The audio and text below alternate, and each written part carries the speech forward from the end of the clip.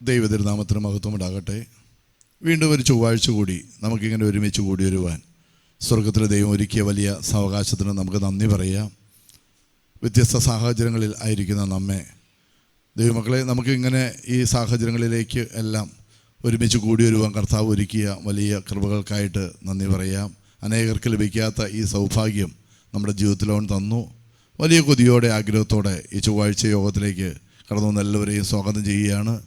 ലോകത്തിൻ്റെ വിവിധ ഭാഗങ്ങളിലിരുന്ന് ഞങ്ങളെ ശ്രദ്ധിക്കുന്ന എല്ലാവരെയും വളരെ ഹൃദ്യമായി വളരെ സ്നേഹത്തിൻ്റെ ഭാഷയിൽ സ്വാഗതം ആശംസിക്കുന്നു. ദൈവമക്കളെ, തുടർന്നുള്ള ശുശ്രൂഷകളെല്ലാം നമുക്ക് കർത്താവിൻ്റെ കരങ്ങളിലേക്ക് ഏൽപ്പിക്കാം. ലോകം മുഴുവൻ വലിയ പ്രതിസന്ധിയുടെ നടുവിലായിരിക്കുമ്പോൾ വലിയ കൊതിയോടെ ആഗ്രഹത്തോടെ നമുക്കറിയാം, മനുഷ്യരിൽ ആശ്രയിക്കുന്നതിനേക്കാൾ ഈ ലോകത്തിലുള്ള എന്തിൽ ആശ്രയിക്കുന്നതിനേക്കാൾ നമ്മുടെ കർത്താവിൽ ആശ്രയിക്കുന്നതാണ് നമുക്ക് നല്ലത്.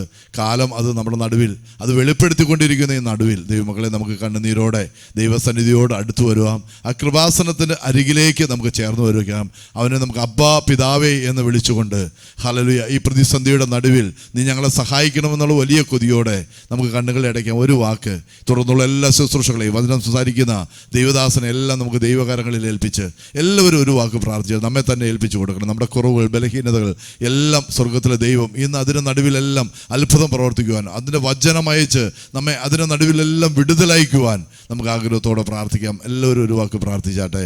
സ്നേഹവാനായ ഞങ്ങളുടെ ദൈവമേ, ഞങ്ങളുടെ വാഴ്ത്തപ്പെട്ട പൊന്നു കർത്താവേ, നൽകി തന്ന നല്ല ഈ ചൊവ്വാഴ്ചയ്ക്കായിട്ട് ഞങ്ങൾ ഒരിക്കൽ കൂടി നിന്നെ സ്തുതിക്കുകയാണ്. ഞങ്ങൾ വിവിധ സ്ഥലങ്ങളിലാണ്, വിവിധ സാഹചര്യങ്ങളിലാണ്, എന്നാലും ഒരുമിച്ച് ഇങ്ങനെ ആയിരിക്കാൻ കർത്താവേ നീ തന്ന വലിയ പദവിക്കായിട്ട് ഞങ്ങൾ അങ്ങേ സ്തോത്രം ചെയ്യുന്നു. നിൻ്റെ കരങ്ങളിലേക്ക് തുടർന്നുള്ള എല്ലാ ശുശ്രൂഷകളെയും ഞങ്ങൾ ഏൽപ്പിച്ചു പ്രാർത്ഥിക്കുകയാണ്. കർത്താവേ, നീ ഞങ്ങളോട് മനസ്സലിയണമേ. ഞങ്ങളുടെ കുറവുകളും ബലഹീനതകളെല്ലാം കർത്താവേ നിൻ്റെ രക്തമൊഴുക്കി ഞങ്ങളെ കഴുകണമേ. ഞങ്ങളെ വിശുദ്ധിയോടെ നിർത്തണമേ. ഹല്ലേലൂയ, നിൻ്റെ വരവിന് വേണ്ടി ഒരുങ്ങുവാൻ വലിയ കൊതിയോടെ കാത്തിരിപ്പാൻ കർത്താവേ ഞങ്ങളെ സഹായിക്കണമേ. അതിനായിട്ടെല്ലാ ശുശ്രൂഷകൾ നീ അതിനെല്ലാം മുഖാന്തരമാക്കണം എന്ന് പ്രാർത്ഥിക്കുന്നു. ദൈവം സംസാരിക്കുന്ന ദൈവദാസന്മാരെ ആത്മാവിൽ നീ നിറയ്ക്കണമേ, അഭിഷേകത്തോടെ നിർത്തണമേ.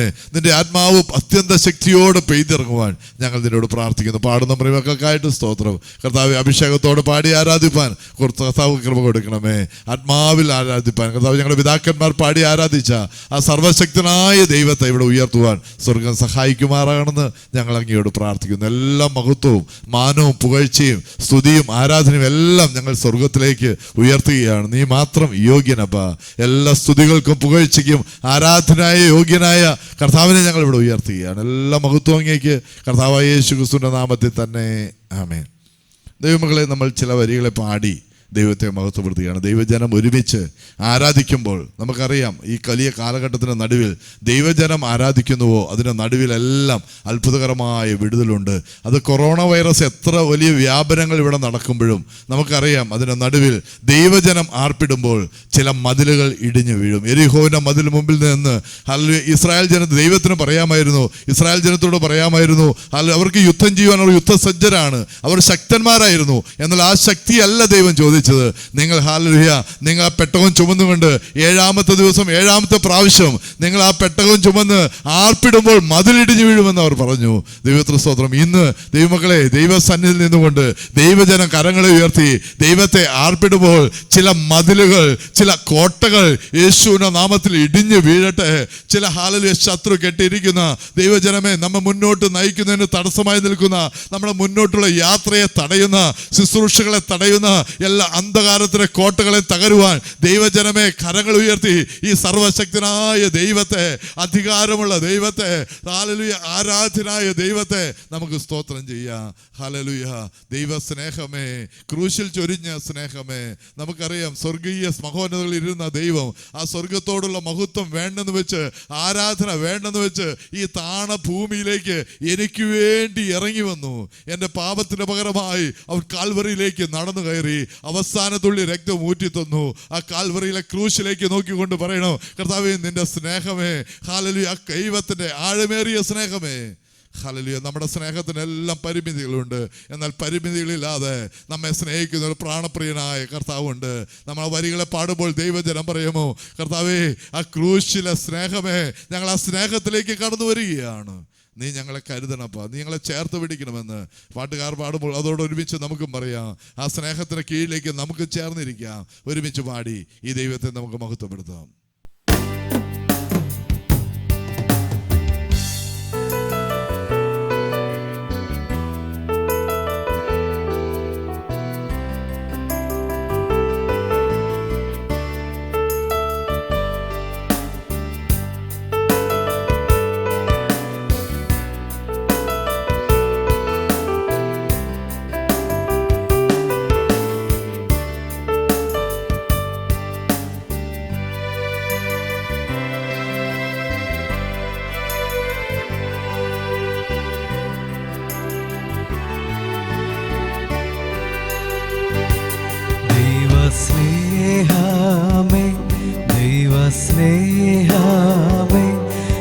സ്വർഗം കാട്ടിയ അത്ഭുതമേ,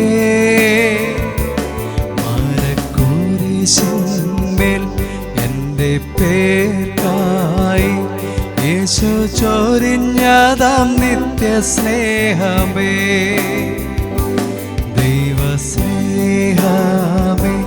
ദൈവസ്നേഹമേ,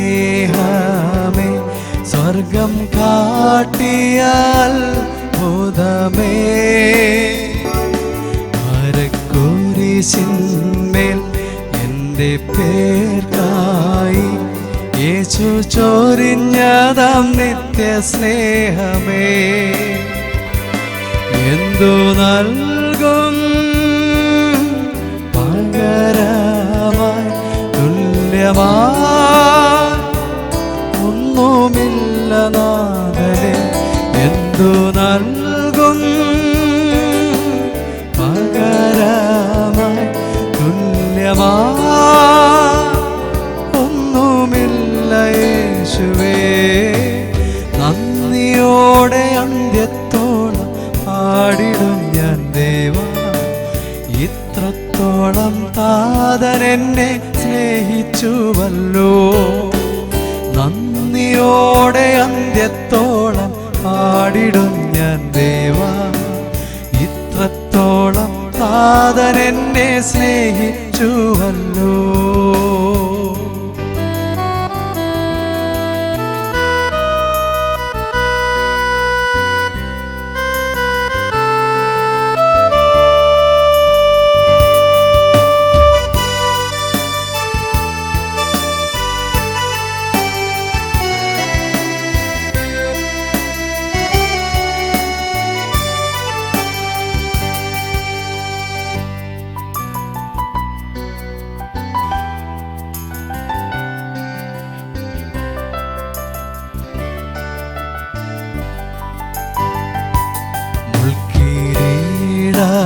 ും അടിപ്പിണരേറ്റതും എങ്ങനെ മറക്കും നാഥനെ.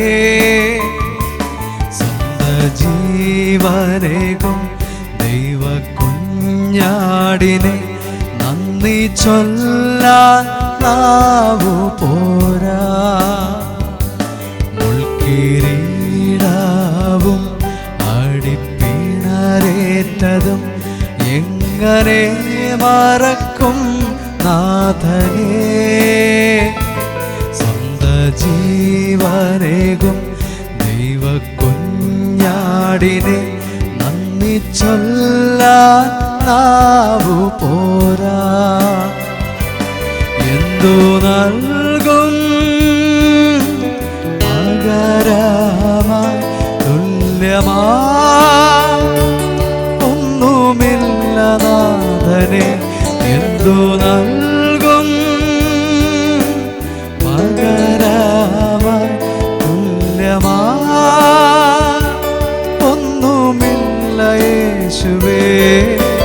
നന്ദിയോടെ അന്ത്യത്തോളം പാടിടും ഞാൻ ദേവാ, ഇത്രത്തോളം താതൻ എന്നെ സ്നേഹിച്ചുവല്ലോ.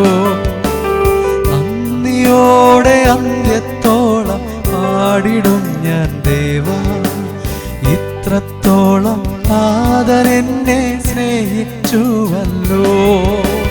നന്ദിയോടെ അന്ത്യത്തോളം പാടിടും ഞാൻ ദേവാ, ഇത്രത്തോളം താതൻ എന്നെ സ്നേഹിച്ചുവല്ലോ.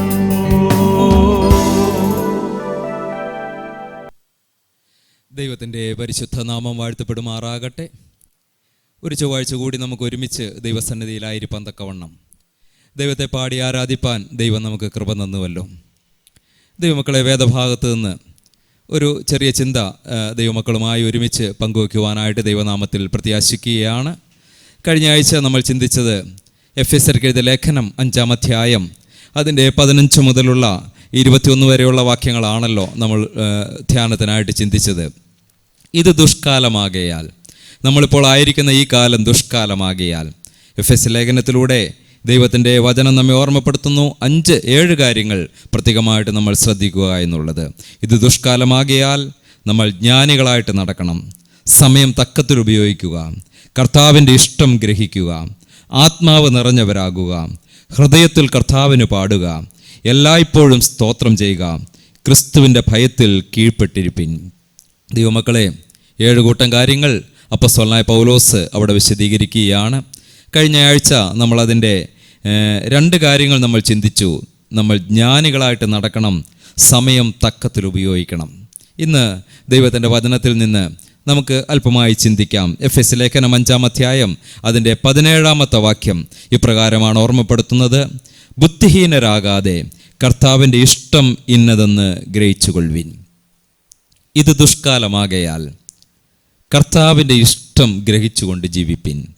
ബുദ്ധിഹീനരാകാതെ ബുദ്ധിയുള്ളവരായി കർത്താവിൻ്റെ ഇഷ്ടം ഗ്രഹിച്ചുകൊണ്ട്, അഥവാ ഇഷ്ടം നിറവേറ്റിക്കൊണ്ട് മുന്നേറുവാൻ ദൈവം നമുക്ക് ബുദ്ധി ഉപദേശിക്കുകയാണ്. ദൈവമക്കളെ, ഇവിടെ കർത്താവിൻ്റെ ഇഷ്ടം ഗ്രഹിക്കണമെന്ന് പറയുന്നത് അത് മനസ്സിലാക്കാൻ വേണ്ടി മാത്രമല്ല, അത് പ്രാവർത്തികമാക്കാൻ വേണ്ടിയാണ്, ഇഷ്ടം ചെയ്യുവാൻ വേണ്ടിയാണ്. ദാവീദ് ദൈവത്തോട് പറയുന്നുണ്ട്, സങ്കീർത്തനം 40-ാം സങ്കീർത്തനം അതിൻ്റെ 8-ാമത്തെ വാക്യത്തിൽ ദാവീദ് പറയുന്നു, എൻ്റെ ദൈവമേ, നിൻ്റെ ഇഷ്ടം ചെയ്യുവാൻ ഞാൻ പ്രിയപ്പെടുന്നു. ദാവീദിൻ്റെ ഹൃദയത്തിൻ്റെ ആഗ്രഹം ദൈവത്തോട് പറയുകയാണ്, നിൻ്റെ ഇഷ്ടം ചെയ്യുവാൻ ഞാൻ പ്രിയപ്പെടുന്നു. എന്നാൽ നമുക്ക് സംഭവങ്ങളെല്ലാം അറിയാം. ദാവീദിൻ്റെ ഇഷ്ടം പോലെ ദാവീദിന് ഇഷ്ടം, അഥവാ ദൈവത്തിൻ്റെ ഇഷ്ടം ചെയ്യണമെന്നുള്ള ദാവീദിൻ്റെ ആഗ്രഹം പോലെ കാര്യങ്ങൾ നടന്നില്ല. അവന് പതറിപ്പോയി. 51-ാം സങ്കീർത്തനത്തിൻ്റെ സാഹചര്യമൊക്കെ നമുക്കറിയാം. ജീവിതത്തിൽ അവൻ പരാജയപ്പെട്ടു പോയി. ഇഷ്ടം ചെയ്യണമെന്നുള്ള ആഗ്രഹം അവൻ്റെ ഉള്ളിലുണ്ടായിരുന്നു, പക്ഷേ അവൻ പരാജയപ്പെട്ടു പോയി. ദൈവമക്കളെ, പലപ്പോഴും ദൈവത്തിൻ്റെ ഇഷ്ടം ചെയ്യണമെന്ന് നമുക്ക് ആഗ്രഹമുണ്ടെങ്കിലും പലപ്പോഴും നമ്മൾ അതിൽ നിന്ന് വീണു പോവുകയാണ്. എന്നാൽ ദാവീദ് വീണ്ടും ദൈവത്തോട് പ്രാർത്ഥിക്കുന്നത് 143-ാം സങ്കീർത്തനം അതിൻ്റെ 10-ാം വാക്യത്തിൽ ഇങ്ങനെ ദാവീദ് പ്രാർത്ഥിക്കുകയാണ്: നിൻ്റെ ഇഷ്ടം ചെയ്യുവാൻ എന്നെ പഠിപ്പിക്കണമേ. എൻ്റെ ഉള്ളിൽ ആഗ്രഹമുണ്ട്, പക്ഷേ ആഗ്രഹം പോലെ പലപ്പോഴും പറ്റുന്നില്ല. അതുകൊണ്ട് കർത്താവേ, നിൻ്റെ ഇഷ്ടം ചെയ്യുവാൻ എന്നെ പഠിപ്പിക്കണമേ. ഇന്ന് രാത്രികാലം ദൈവത്തിൻ്റെ മക്കളോട് ഞാൻ പറയട്ടെ, ഇത് ദുഷ്കാലമാകയാൽ കർത്താവിൻ്റെ ഹിതം തിരിച്ചറിയുക, കർത്താവിൻ്റെ ഇഷ്ടം തിരിച്ചറിയുക, അത് ഗ്രഹിക്കുക. നമുക്ക് ഒരുമിച്ച് ദൈവത്തോട് പറയാം, കർത്താവേ, നിൻ്റെ ഇഷ്ടം ചെയ്യുവാൻ ഞങ്ങളെ പഠിപ്പിക്കണമേ. ഞങ്ങൾക്കതറിയില്ല, ഞങ്ങൾ വീണു പോകുന്നവരാണ്, ഞങ്ങൾക്കതറിയില്ല, ഞങ്ങളെ പഠിപ്പിക്കണമെന്ന് നമുക്ക് നമ്മുടെ ദൈവത്തോട് പ്രാർത്ഥിക്കാം. ദൈവത്തിൻ്റെ ഇഷ്ടം ചെയ്യുന്ന മക്കളായി ജീവിക്കുവാനാണ് ദൈവം നമ്മെക്കുറിച്ച് ആഗ്രഹിക്കുന്നത്. നമുക്കറിയാം, കുട്ടികൾക്കൊക്കെ ഒരുപാട് താല്പര്യങ്ങളുണ്ട്. പ്രത്യേകിച്ച് കൊച്ചുകുട്ടികളാണെങ്കിൽ ഇപ്പോൾ നമ്മളൊരു മെഴുകുതിരി കത്തിച്ചു വെച്ചാൽ കുട്ടികൾ അതിലേക്ക് വളരെ താല്പര്യത്തോടെ, അവരുടെ ഇഷ്ടം അതാണ്. അല്ലെങ്കിൽ മൂർച്ചയുള്ളതോ കത്തി പോലെയുള്ള വസ്തുക്കളൊക്കെ കുട്ടികൾക്ക് വലിയ ഇഷ്ടമാണ്. എന്നാൽ സ്നേഹിക്കുന്ന മാതാപിതാക്കളായ നമ്മൾ കുട്ടികളെ ഇഷ്ടത്തിൽ നിന്ന് മാറ്റും. അവർക്കല്പം പ്രയാസമാണെങ്കിലും അവരെ മാറ്റും. കാരണം അവരുടെ ഇഷ്ടങ്ങൾക്കനുസരിച്ച് അവരാ തീയിൽ പിടിച്ചാൽ അവരുടെ കൈ പൊള്ളുമെന്ന് മാതാപിതാക്കളായ നമുക്കറിയാം. നമ്മളവരെ സ്നേഹിക്കുന്നത് കൊണ്ട് അവരെ മാറ്റിവിടുകയാണ്. ഇന്ന് രാത്രികാലം ദൈവമക്കളോട് ഞാൻ പറയട്ടെ, എൻ്റെ ഇഷ്ടങ്ങൾ പോലെ, എൻ്റെ ഹിതം പോലെ കാര്യങ്ങൾ മുന്നോട്ട് പോയാൽ പലപ്പോഴും എനിക്കത് പ്രയാസമുണ്ടാക്കുമെന്നറിയാവുന്ന ദൈവം പല ഇഷ്ടങ്ങളിൽ നിന്നും നമ്മെ മാറ്റുകയാണ്, നമ്മെ അവൻ്റെ ഇഷ്ടത്തിലേക്ക് നമ്മെ നടത്തിക്കൊണ്ടു പോവുകയാണ്. അപ്പോസ്തലനായ പൗലോസ് റോമാലേഖനത്തിൽ പറഞ്ഞിരിക്കുന്ന ഒരു വാക്യം വളരെ ശ്രദ്ധേയമാണല്ലോ. റോമാലേഖനം അതിൻ്റെ 12-ാം അധ്യായം നമുക്ക് വളരെ പരിചിതമാണ്. അതിൻ്റെ 1-ാം വാക്യം ഇങ്ങനെയാണ് പറയുന്നത്: സഹോദരന്മാരെ, ഞാൻ ദൈവത്തിൻ്റെ മനസ്സലിവ് ഓർപ്പിച്ച് നിങ്ങളെ പ്രബോധിപ്പിക്കുന്നത്, നിങ്ങൾ ബുദ്ധിയുള്ള ആരാധനയായി നിങ്ങളുടെ ശരീരങ്ങളെ ജീവനും വിശുദ്ധിയും ദൈവത്തിന് പ്രസാദമുള്ള യാഗമായി സമർപ്പിപ്പിൻ. അതിൻ്റെ 2-ാം വാക്യം ഒന്ന് ശ്രദ്ധിച്ചേ: ഈ ലോകത്തിന് അനുരൂപമാകാതെ നന്മയും പ്രസാദവും പൂർണ്ണതയുമുള്ള ദൈവഹിതം ഇന്നതെന്ന് തിരിച്ചറിയേണ്ടതിന് മനസ്സ് പുതുക്കി രൂപാന്തരപ്പെടുവിൻ. ദൈവഹിതം തിരിച്ചറിഞ്ഞ് അതിനനുസരിച്ച് മുന്നേറുവാൻ ദൈവം നമ്മോട് പറയുകയാണ്. ആ ദൈവഹിതത്തിൻ്റെ പ്രത്യേകത അവിടെ പറഞ്ഞത് നമ്മൾ ശ്രദ്ധിച്ചോ? 3 പ്രത്യേകത, ദൈവഹിതത്തിൻ്റെ 3 സവിശേഷതകൾ അവിടെ പറഞ്ഞിട്ടുണ്ട്. അത് നന്മയുള്ളതാണ്, അത് പ്രസാദമാണ്, മാത്രമല്ല അത് പൂർണ്ണതയുള്ളതാണ്. എങ്കിലും ഇന്ന് രാത്രികാലം എൻ്റെ ഹിതമല്ല, ദൈവത്തിൻ്റെ ഹിതം, അത് പൂർണ്ണതയുള്ളതാണല്ലോ, അത് പ്രസാദമുള്ളതാണല്ലോ, അത് നന്മയാണല്ലോ. കർത്താവേ, നിൻ്റെ ഹിതം എന്നിൽ നിറവേറുവാൻ നമുക്ക് എത്ര പേർക്ക് പ്രാർത്ഥിക്കുവാൻ ആഗ്രഹമുണ്ട്? അതിലേക്ക് നമ്മൾ ശ്രദ്ധിക്കേണ്ട 3 കാര്യങ്ങൾ കൂടി പൗലോസ് ആ വാക്യത്തിൽ രേഖപ്പെടുത്തിയിട്ടുണ്ട്. റോമാലേഖനം 12-ാം അധ്യായത്തിൻ്റെ 2-ാം വാക്യത്തിൽ പറഞ്ഞിരിക്കുന്നത് നമുക്കൊന്ന് ശ്രദ്ധിക്കാം: ഈ ലോകത്തിന് അനുരൂപരാകരുത്. മനസ്സ് പുതുക്കി രൂപാന്തരപ്പെടുക, ശരീരങ്ങളെ ജീവനും വിശുദ്ധിയുമുള്ള യാഗമായി സമർപ്പിക്കുക. ദൈവഹിതത്തിലേക്ക് നീങ്ങുവാൻ തക്കവണ്ണം പൗലോസ് അവിടെ പറഞ്ഞിരിക്കുന്ന കാര്യങ്ങൾ വളരെ ശ്രദ്ധേയമാണല്ലോ. ഈ ലോകത്തിന് അനുരൂപരാകരുത്. ദൈവത്തിന് സ്തോത്രം. ഓരോ നിമിഷവും മനസ്സ് പുതുക്കി, മനസ്സിന് പുതുക്കം വന്നവരായി രൂപാന്തരപ്പെടുക. എൻ്റെ മനസ്സ് ഈ ലോകത്തിലേക്ക് ചാഞ്ചാടുന്ന ഒരു മനസ്സാണ്, ആകർഷിച്ചു പോകുന്ന ഒരു മനസ്സാണ്, എൻ്റെ ഇഷ്ടത്തിലേക്ക് വീണു പോകാൻ എന്നെ പ്രേരിപ്പിക്കുന്ന ഒരു മനസ്സാണ്. എന്നാൽ അതിന് പുതുക്കം പ്രാപിച്ച് അതിൽ രൂപാന്തരം വന്ന് എൻ്റെ അശുദ്ധി നിറഞ്ഞ താല്പര്യങ്ങളെയൊക്കെ ഒരു യാഗമായി സമർപ്പിച്ച് വിശുദ്ധിയിൽ എന്നെ തന്നെ താഴ്ത്തി സമർപ്പിക്കുവാൻ ദൈവത്തിൻ്റെ വചനം നമ്മെ ഓർമ്മപ്പെടുത്തുകയാണ്. ദൈവത്തിൻ്റെ ഹിതം അത് തികവുള്ളതാകയാൽ, അത് പൂർണ്ണതയുള്ളതാകയാൽ കർത്താവേ, നിൻ്റെ ഇഷ്ടം ചെയ്യുവാൻ എന്നെ തന്നെ സമർപ്പിക്കുകയാണ്. ദൈവത്തിന് സ്തോത്രം. എഫെസ്യർക്ക് എഴുതിയ ലേഖനം എഴുതുമ്പോൾ തന്നെ പൗലോസ് എഫെസ്യ ലേഖനത്തിൻ്റെ ആരംഭ അധ്യായത്തിൽ തന്നെ പ്രാർത്ഥിക്കുന്നത് നമുക്കവിടെ ശ്രദ്ധിച്ചാൽ മനസ്സിലാകും. എഫെസ്യ ലേഖനം അതിൻ്റെ 1-ാം അധ്യായം 18-ാമത്തെ വാക്യം വായിക്കുമ്പോൾ പൗലോസ് എഫെസ്യയിലെ സഭയ്ക്ക് വേണ്ടി പ്രാർത്ഥിക്കുന്ന പ്രാർത്ഥന നമുക്കൊന്ന് ശ്രദ്ധിക്കാം. നിങ്ങളുടെ ഹൃദയദൃഷ്ടി പ്രകാശിച്ചിട്ട് അവൻ്റെ വിളിയാലുള്ള ആശ ഇന്നതെന്ന് നിങ്ങൾ അറിയേണ്ടതിനായി പ്രാർത്ഥിക്കുന്നു.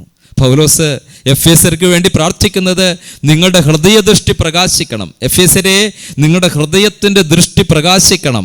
എന്തിനു വേണ്ടിയാണ് പ്രകാശിക്കേണ്ടത്? അവൻ്റെ വിളിയാലുള്ള ആശ ഇന്നതെന്ന് നിങ്ങൾ തിരിച്ചറിയണം. ദൈവം നിങ്ങളെ വിളിച്ചപ്പോൾ, കർത്താവ് നിങ്ങളെ വിളിച്ചപ്പോൾ അവൻ്റെ വിളിയാലുള്ള ആശ, അഥവാ കർത്താവിന് നിങ്ങളെക്കുറിച്ചുള്ള ഒരു ആഗ്രഹമുണ്ട്. എൽദോസ് എന്ന് പറയുന്ന ഞാൻ എങ്ങനെ ജീവിക്കണമെന്ന് എൻ്റെ ദൈവത്തിനൊരു ആഗ്രഹമുണ്ട്. ആഗ്രഹം ഞാൻ തിരിച്ചറിയണമെങ്കിൽ എൻ്റെ ഹൃദയദൃഷ്ടി പ്രകാശിക്കണം. എൻ്റെ ഹൃദയത്തിൽ ആ പ്രകാശം കടന്നു വരണം. ഇന്ന് രാത്രികാലം നമുക്കൊന്ന് പ്രാർത്ഥിക്കരുതോ? കർത്താവേ, ഹൃദയദൃഷ്ടി പ്രകാശിച്ച് നിന്റെ ഹിതമൊന്ന് തിരിച്ചറിയാൻ, നീ എന്നെ വിളിച്ചപ്പോൾ ആ വിളിയുടെ പിന്നിലുള്ള നിന്റെ ആശയൊന്ന് തിരിച്ചറിയുവാൻ എന്നെ തന്നെ ദൈവകരങ്ങളിൽ സമർപ്പിക്കുന്നു. ദൈവത്തിന് സ്തോത്രം. എബ്രായ ലേഖനകർത്താവും വിവരിച്ചിരിക്കുന്നത് അതിൻ്റെ 13-ാം അധ്യായം 20-21 വാക്യങ്ങൾ വായിക്കുമ്പോൾ, എബ്രായ ലേഖനം 13-ാം അധ്യായം അതിൻ്റെ 20-21 വാക്യങ്ങൾ വായിക്കുമ്പോൾ ഞാൻ ആ വാക്യം ഇങ്ങനെ ഒന്ന് വായിക്കട്ടെ. നിത്യ നിയമത്തിൻ്റെ രക്തത്താൽ ആടുകളുടെ വലിയ ഇടയനായ നമ്മുടെ കർത്താവായ യേശുവിനെ മരിച്ചവരുടെ ഇടയിൽ നിന്ന് മടക്കി വരുത്തിയ സമാധാനത്തിൻ്റെ ദൈവം നിങ്ങളെ അവൻ്റെ ഇഷ്ടം ചെയ്യുവാൻ തക്കവണ്ണം എല്ലാ നന്മയിലും യഥാസ്ഥാനപ്പെടുത്തി തനിക്ക് പ്രസാദമായുള്ളത് യേശുക്രിസ്തു മുഖാന്തരം നമ്മിൽ നിവർത്തിക്കുമാറാകട്ടെ. സമാധാനത്തിൻ്റെ ദൈവം. അതേ ദൈവമക്കളെ, എത്ര ഹൃദ്യമായ വാക്കുകളാണ്. സമാധാനത്തിൻ്റെ ദൈവം നിങ്ങളെ അവൻ്റെ ഇഷ്ടം ചെയ്യുവാൻ തക്കവണ്ണം എല്ലാ നന്മയിലും യഥാസ്ഥാനപ്പെടുത്തട്ടെ. ദൈവത്തിൻ്റെ ഹിതം ചെയ്യുവാൻ തക്കവണ്ണം, ദൈവത്തിൻ്റെ ഇഷ്ടം ചെയ്യുവാൻ തക്കവണ്ണം നമ്മെ എല്ലാ നന്മയിലും യഥാസ്ഥാനപ്പെടുത്തുവാനായിട്ടാണല്ലോ എബ്രായ ലേഖന കർത്താവ് പ്രാർത്ഥിക്കുന്നത്. എങ്കിൽ കർത്താവേ, നിൻ്റെ ഇഷ്ടം ചെയ്യുവാൻ സമാധാനത്തിൻ്റെ ദൈവം എന്നെക്കുറിച്ച് ആഗ്രഹിക്കുന്നത് പോലെ ദൈവത്തിൻ്റെ ഇഷ്ടം ചെയ്യുവാൻ എല്ലാ കാലഘട്ടത്തിലും ദൈവത്തിൻ്റെ ഇഷ്ടം ചെയ്യണമെന്നുള്ളതാണ് ദൈവത്തിന് നമ്മെക്കുറിച്ചുള്ള ആഗ്രഹം. ദൈവത്തിന് സ്തോത്രം. ദൈവമക്കളെ, മത്തായി സുവിശേഷം 12-ാം അധ്യായം 50-ാമത്തെ വാക്യത്തിൽ കർത്താവ് പറഞ്ഞിരിക്കുന്ന ഒരു വാക്യം എങ്ങനെയാണ്? സ്വർഗസ്ഥനായ എൻ്റെ പിതാവിൻ്റെ ഇഷ്ടം ചെയ്യുന്നവൻ എൻ്റെ സഹോദരനും സഹോദരിയും അമ്മയുമാകുന്നു എന്ന് പറഞ്ഞു. ദൈവമക്കളെ, കർത്താവിൻ്റെ സഹോദരനും സഹോദരിയും അമ്മയും ആരാണെന്നാണ് പറയുന്നത്? സ്വർഗത്തിലെ ദൈവത്തിൻ്റെ ഇഷ്ടം ചെയ്യുന്നവരാണ്. ദൈവത്തിന് സ്തോത്രം. മാത്രമല്ല, മറ്റൊരു പ്രോമിസ് കൂടി 1 യോഹന്നാൻ 2:17 ഇങ്ങനെ രേഖപ്പെടുത്തി. 1 യോഹന്നാൻ എഴുതിയ 1-ാം ലേഖനം 2-ാം അധ്യായം അതിൻ്റെ 17-ാം വാക്യത്തിൽ, ലോകവും അതിൻ്റെ മോഹവും ഒഴിഞ്ഞു പോകുന്നു, ദൈവേഷ്ടം ചെയ്യുന്നവനോ എന്നേക്കും ഇരിക്കുന്നു. ലോകത്തും അതിൻ്റെ മോഹവും പ്രവർത്തിക്കുന്നവർ ഒഴിഞ്ഞു പോകും. അവർ കഴിഞ്ഞ ആഴ്ച നമ്മൾ ചിന്തിച്ചതുപോലെ ആവി പോലെയാണ്. ഇപ്പോൾ കാണുന്നവർ പിന്നെ കാണുന്നില്ല. ലോകം ഒഴിഞ്ഞു പോകുന്നു, അതിൻ്റെ മോഹം ഒഴിഞ്ഞു പോകുന്നു. എന്നാൽ ദൈവേഷ്ടം ചെയ്യുന്നവനോ എന്നേക്കും നിലനിൽക്കുന്നു. ഇന്ന് രാത്രികാലം നിലനിൽക്കുന്നവരായി പ്രതിസന്ധികൾ വന്നാലും, മത്തായി സുവിശേഷത്തിൽ പറഞ്ഞതുപോലെ വൻമഴ ചൊരിഞ്ഞു, കാറ്റടിച്ചു, നദികൾ പൊങ്ങി, പ്രതികൂലങ്ങൾ വന്നപ്പോൾ നിലനിന്ന പാറയിൽ വീട് പണിത ബുദ്ധിയുള്ള മനുഷ്യനെ പോലെ ദൈവത്തിൻ്റെ ഇഷ്ടം ചെയ്യുന്നവർ എന്നേക്കും നിലനിൽക്കുന്നു. കർത്താവേ, നിൻ്റെ ഇഷ്ടം ചെയ്യുവാൻ ഞാൻ എന്നെ തന്നെ സമർപ്പിക്കുകയാണ്. പലപ്പോഴും അതിനുള്ള ആഗ്രഹം എൻ്റെ ഉള്ളിലുണ്ടെങ്കിലും ഞാൻ പലപ്പോഴും വീണു പോവുകയാണ്. ജഡം എന്നെ തളർത്തി കളയുക. ദാവീദ് വീണു പോയതുപോലെ അവൻ്റെ കണ്ണുകൊണ്ട് കണ്ടതായ ആ മോഹക്കാഴ്ചയുടെ നടുവിൽ ആ വലിയ അനുഗ്രഹിക്കപ്പെട്ടവൻ വീണു പോയതുപോലെ കർത്താവെ, പലപ്പോഴും നിൻ്റെ ഇഷ്ടം ചെയ്യണമെന്ന് ഞങ്ങളുടെ ഉള്ളിൽ ആഗ്രഹമുണ്ട്. എന്നാൽ ഞങ്ങളുടെ ജഡത്തിൻ്റെ ബലഹീനത നിമിത്തം ഞങ്ങളതിൽ വീണു പോവുകയാണ്. കർത്താവെ, നിൻ്റെ ഹിതം ചെയ്യുവാൻ, നിൻ്റെ ഇഷ്ടം ചെയ്യുവാൻ ഞങ്ങളെ പഠിപ്പിക്കണമേ. ദാവീദിനോട് ചേർന്ന് നമുക്കും ദൈവത്തോട് പ്രാർത്ഥിക്കാം. കർത്താവേ, നിൻ്റെ ഇഷ്ടം ചെയ്യുവാൻ എന്നെ പഠിപ്പിക്കണമേ, ഞങ്ങളെ പഠിപ്പിക്കണമേ. ഇന്ന് രാത്രികാലം സമയം, ഹല്ലേലൂയ, ഈ കാലഘട്ടം വളരെ ദുഷ്കാലമാകയാൽ, നമ്മളിപ്പോൾ ആയിരിക്കുന്ന കാലം ദുഷ്കാലമാകയാൽ ദൈവത്തിൻ്റെ ഹിതം തിരിച്ചറിഞ്ഞ്, ദൈവത്തിൻ്റെ ഇഷ്ടം ഗ്രഹിച്ചറിഞ്ഞ് ദൈവഹിതപ്രകാരം ജീവിപ്പാൻ ദൈവം നമ്മെ സഹായിക്കട്ടെ എന്ന് പ്രാർത്ഥിക്കുകയാണ്. തുടർന്ന് നമുക്ക് വളരെ പ്രാർത്ഥനയോടെ ആയിരിക്കാം. കർത്താവിൽ പ്രസിദ്ധനായ കൂട്ടുസഹോദരൻ കൂടിയായ ബ്രദർ ജിജി പീറ്റർ മട്ടുമേലാണല്ലോ പ്രിയപ്പെട്ട കർത്താവിൻ്റെ ദാസനാണ് ഇന്ന് രാത്രി പ്രധാന സന്ദേശം നമ്മുടെ നടുവിൽ ഒരുക്കിയിരിക്കുന്നത്. കർത്താവിൻ്റെ ദാസനായി പ്രത്യേകമായി ദൈവത്തെ സ്തോത്രം ചെയ്യുകയാണ്. ഈ പ്രതികൂലങ്ങളുടെ നടുവിലും വളരെ ആഗ്രഹത്തോടെ കർത്താവിൻ്റെ വേല ചെയ്യുന്ന ദൈവദാസനായ ദൈവത്തെ സ്തോത്രം ചെയ്യുന്നു. ദൈവദാസനെ ഈ ശുശ്രൂഷയിലേക്ക് ഒരിക്കൽ കൂടി വളരെ സ്നേഹത്തോടെ സ്വാഗതം ചെയ്യുകയാണ്. ദൈവമക്കളെ, ദൈവത്തിൻ്റെ വചനം കേൾക്കുവാനായിട്ട് നമുക്ക് ഒരുങ്ങാം. പ്രാർത്ഥനയോടെ നമുക്കായിരിക്കാം. കർത്താവേ, നിൻ്റെ വചനം എൻ്റെ ഹൃദയത്തെ സ്പർശിപ്പാൻ തക്കവണ്ണം എന്നെ അതിനുവേണ്ടി മാറ്റണമെന്ന് നമുക്ക് നമ്മുടെ ദൈവത്തോട് പ്രാർത്ഥിക്കാം. കർത്താവിൻ്റെ ദാസൻ ശുശ്രൂഷിക്കുന്നതിന് മുമ്പായി കോവിഡ് ബാധിച്ച് ധാരാളം പ്രയാസത്തിലായിരിക്കുന്ന ദൈവമക്കൾക്ക് വേണ്ടി പൊതുവായിട്ട് പ്രിയപ്പെട്ട ബ്ലസ്സി ഒരു വാക്ക് പ്രാർത്ഥിക്കുവാനായിട്ട് ഒരുങ്ങുമല്ലോ. നമുക്കെല്ലാവർക്കും വളരെ ആഗ്രഹത്തോടെ നമ്മുടെ ദൈവത്തോട് പ്രാർത്ഥിക്കാം. സാഹചര്യങ്ങൾ എത്ര പ്രതികൂലമാണെങ്കിലും പ്രാർത്ഥന കേൾക്കുന്ന ദൈവം ജീവിക്കുന്നു. നമുക്ക് ഒരുമിച്ച് നമ്മുടെ ദൈവത്തോട് പ്രാർത്ഥിക്കാം. പ്രിയപ്പെട്ട ജി ചേട്ടൻ ശുശ്രൂഷിക്കുന്നതിന് മുമ്പായി പ്രിയപ്പെട്ട ബ്ലസ്സി ഒരു വാക്ക് പ്രാർത്ഥിക്കും. നമുക്കതിനു വേണ്ടി ഒരുങ്ങാം. ദൈവം നമ്മെ അനുഗ്രഹിക്കട്ടെ. Hallelujah, hallelujah, hallelujah. കരുണയുള്ള ദൈവമേ, സ്വർഗത്തിലെ വാഴ്ത്തപ്പെട്ട നല്ല കർത്താവേ, ഒരു ചൊവ്വാഴ്ച ദിവസം കൂടി നീ ഞങ്ങളുടെ ജീവിതത്തിൽ തന്ന വൻ കൃപയ്ക്കായി ഞങ്ങൾ നിന്നെ സ്തുതിക്കുന്നു, സ്തോത്രം ചെയ്യുന്നു. ശുശ്രൂഷകളുടെ മേലെല്ലാം ദൈവകൃപ വ്യാപരിക്കുന്നതിനായി സ്തോത്രം ചെയ്യുന്നു. കർത്താവെ, നീ വാസ്തവമായി അനുഗ്രഹിക്കണം. കർത്താവെ, ലോകരാജ്യങ്ങൾക്കായി ഞങ്ങൾ നിന്നോട് പ്രാർത്ഥിക്കുക. എൻ്റെ ദൈവമേ, നിൻ്റെ കൃപയും സാന്നിധ്യം ഇറങ്ങി വരണം. കഷ്ടതയുടെ നടുവിൽ ഞാൻ നിങ്ങളെ സഹായിക്കുന്ന ദൈവമെന്ന് പറയുമ്പോൾ അത് വാസ്തവമായി അങ്ങനെ തന്നെ ആകൊണ്ട് സ്തോത്രം ചെയ്യുന്നു. സ്നേഹമുള്ള ദൈവമേ, നിൻ്റെ മക്കളോടുകൊണ്ട് നിൻ്റെ കൃപയും സാന്നിധ്യം കൂടിയിരിക്കണമെന്നോർത്ത് പ്രാർത്ഥിക്കുന്നു. എൻ്റെ ദൈവമേ, അനേകർ രോഗികളായിട്ട് അനേകർ കഷ്ടതയുടെ നടുവിൽ കർത്താവെ, അവരോടൊക്കെ നീ വ്യക്തിപരമായി ഇടപെടണമെന്നോർത്ത് പ്രാർത്ഥിക്കുന്നു. കർത്താവെ, നീ അനുഗ്രഹിക്കണമെന്നോർത്ത് പ്രാർത്ഥിക്കുന്നു. കർത്താവെ, രോഗികളായിരിക്കുന്ന പ്രിയപ്പെട്ട നീതുവിനെ അനുഗ്രഹിച്ച് ഞങ്ങൾ പ്രാർത്ഥിക്കുന്നു. കർത്താവെ, ഹല്ലേലൂയ, ചാക്കോസിനെ ഓർത്ത് പ്രാർത്ഥിക്കുന്നു. കർത്താവെ, നീ അനുഗ്രഹിക്കണമെന്നോർത്ത് പ്രാർത്ഥിക്കുന്നു. ഓരോ വ്യക്തി ജീവിതങ്ങളോട് ഇറങ്ങി വന്ന് നീ പ്രവർത്തിക്കണമെന്നോർത്ത് പ്രാർത്ഥിക്കുന്നു. ഏറെ കഷ്ടത്തിലായിരിക്കുന്ന അനേകരുണ്ട് കർത്താവെ. അനേകർ ജോലി നഷ്ടപ്പെട്ടവരുണ്ട്, അനേകർ കടഭാരത്താൽ ഭാരപ്പെടുന്നവരുണ്ട് കർത്താവെ. അവർക്കൊക്കെ നീ വഴിയും മുഖാന്തരം തുറക്കണമെന്നോർത്ത് പ്രാർത്ഥിക്കുക. എൻ്റെ ദൈവമേ, ഭാരതത്തിൽ കർത്താവിൻ്റെ വേല ചെയ്യുന്ന എല്ലാ മക്കളെ ഓർത്ത് ഞങ്ങൾ നിന്നോട് പ്രാർത്ഥിക്കുക. എൻ്റെ ദൈവമേ, നിൻ്റെ മുറിവാർന്ന കരം കർത്താവെ, ഹല്ലേലൂയ, നീ ഞങ്ങൾക്ക് വഴിയും വാതിലും തുറക്കണമേ. നിൻ്റെ ശുശ്രൂഷകൾക്കായിരിക്കുന്ന എല്ലാവരെയും ഓർത്ത് പ്രാർത്ഥിക്കുന്നു കർത്താവെ. ഫീൽഡുകളെ അനുഗ്രഹിച്ച് പ്രാർത്ഥിക്കുന്നു. ഒരിക്കൽ കൂടി കർത്താവെ, വ്യാപരിക്കുന്ന വ്യാധിയോർത്ത് പ്രാർത്ഥിക്കുക കർത്താവെ. നിൻ്റെ കരം ഇറങ്ങിച്ചെന്ന് കർത്താവെ നിൻ്റെ മക്കളെ ആശ്വസിപ്പിക്കണം. ഞാൻ നിങ്ങളെ ആശ്വസിപ്പിക്കുന്ന ദൈവം എന്ന വചനം പറയുമ്പോൾ ആശ്വാസം ഇറങ്ങിച്ചെല്ലണമെന്നോർത്ത് പ്രാർത്ഥിക്കുന്നു. സൗഖ്യദായകനെ, സൗഖ്യം ഇറങ്ങി വരുമാറാകണമേ കർത്താവെ. നിൻ്റെ തലോടൽ അനുഭവിപ്പാൻ സഹായിക്കണമെന്നോർത്ത് പ്രാർത്ഥിക്കുന്നു. എല്ലാവരോടും നീ വ്യക്തിപരമായി ഇടപെടുമാറാകണമെന്നോർത്ത് പ്രാർത്ഥിക്കുന്നു. ഇതൊരു അനുഗ്രഹത്തിന് കാരണമായി തീരണോ, ഇതൊരു അനുഗ്രഹത്തിന് വഴി തുറക്കുന്ന അവസ്ഥയായി തീരുമാറാകണമെന്നോർത്ത് പ്രാർത്ഥിക്കുന്നു. പ്രത്യാശയും ധൈര്യവും ബലവും നിൻ്റെ മക്കൾക്ക് നൽകണമെന്നോർത്ത് പ്രാർത്ഥിക്കുന്നു. പൂർണ്ണമായി ഏൽപ്പിക്കുന്നു. അപ്പാ, നിൻ്റെ വിശ്വസ്തയോടെ ജീവിപ്പാൻ നീ ഞങ്ങളെ സഹായിക്കണം. യേശുവിൻ നാമത്തിൽ തന്നെ, ആമേൻ. ദൈവതിരുനാമത്തിന് മഹത്വം ഉണ്ടാവട്ടെ. അനുഗ്രഹീതമായ ഈ ദിവസത്തിനായിട്ട് ഞാൻ സ്തോത്രം ചെയ്യുന്നു. വീണ്ടും ഒരിക്കൽ കൂടി ഈ വേദിയിലായിരിക്കുവാൻ നമ്മെ പ്രാർത്ഥനാക്കിയ സർവശക്തനായ സർവകൃപാലുവായ ദൈവത്തിന് വീണ്ടും നമുക്ക് സ്തോത്രം ചെയ്യാം. ഇന്നത്തെ വചന ചിന്തയ്ക്കായിട്ട് നമുക്ക് 57-ാമത്തെ സങ്കീർത്തനത്തിൻ്റെ 1ഉം 2ഉം വാക്യങ്ങൾ ഒന്ന് വായിക്കാം. ദൈവമേ, എന്നോട് കൃപയുണ്ടാകണമേ, എന്നോട് കൃപയുണ്ടാകണമേ. ഞാൻ നിന്നെ ശരണം പ്രാപിക്കുന്നു. അതെ, ഈ ആപത്തുകൾ ഒഴിഞ്ഞു പോകുവോളം ഞാൻ നിന്റെ ചിറകിൻ നിഴലിൽ ശരണം പ്രാപിക്കുന്നു. അത്യുതനായ ദൈവമേ, ഞാൻ വിളിച്ചപേക്ഷിക്കുന്നു. എനിക്ക് വേണ്ടി സകലവും നിർവഹിക്കുന്ന ദൈവത്തെ തന്നെ. സ്തോത്രം. ഒരു വലിയ ആപത്തിന്റെ ഘട്ടത്തിലാണ് ഇന്ന് ലോകം മുഴുവൻ. വികസിത രാജ്യങ്ങൾ എന്ന് അഹങ്കരിച്ചിരുന്നവരാണ് ഏറ്റവും വലിയ ആപത്തിൽ പെട്ടിരിക്കുന്നത്.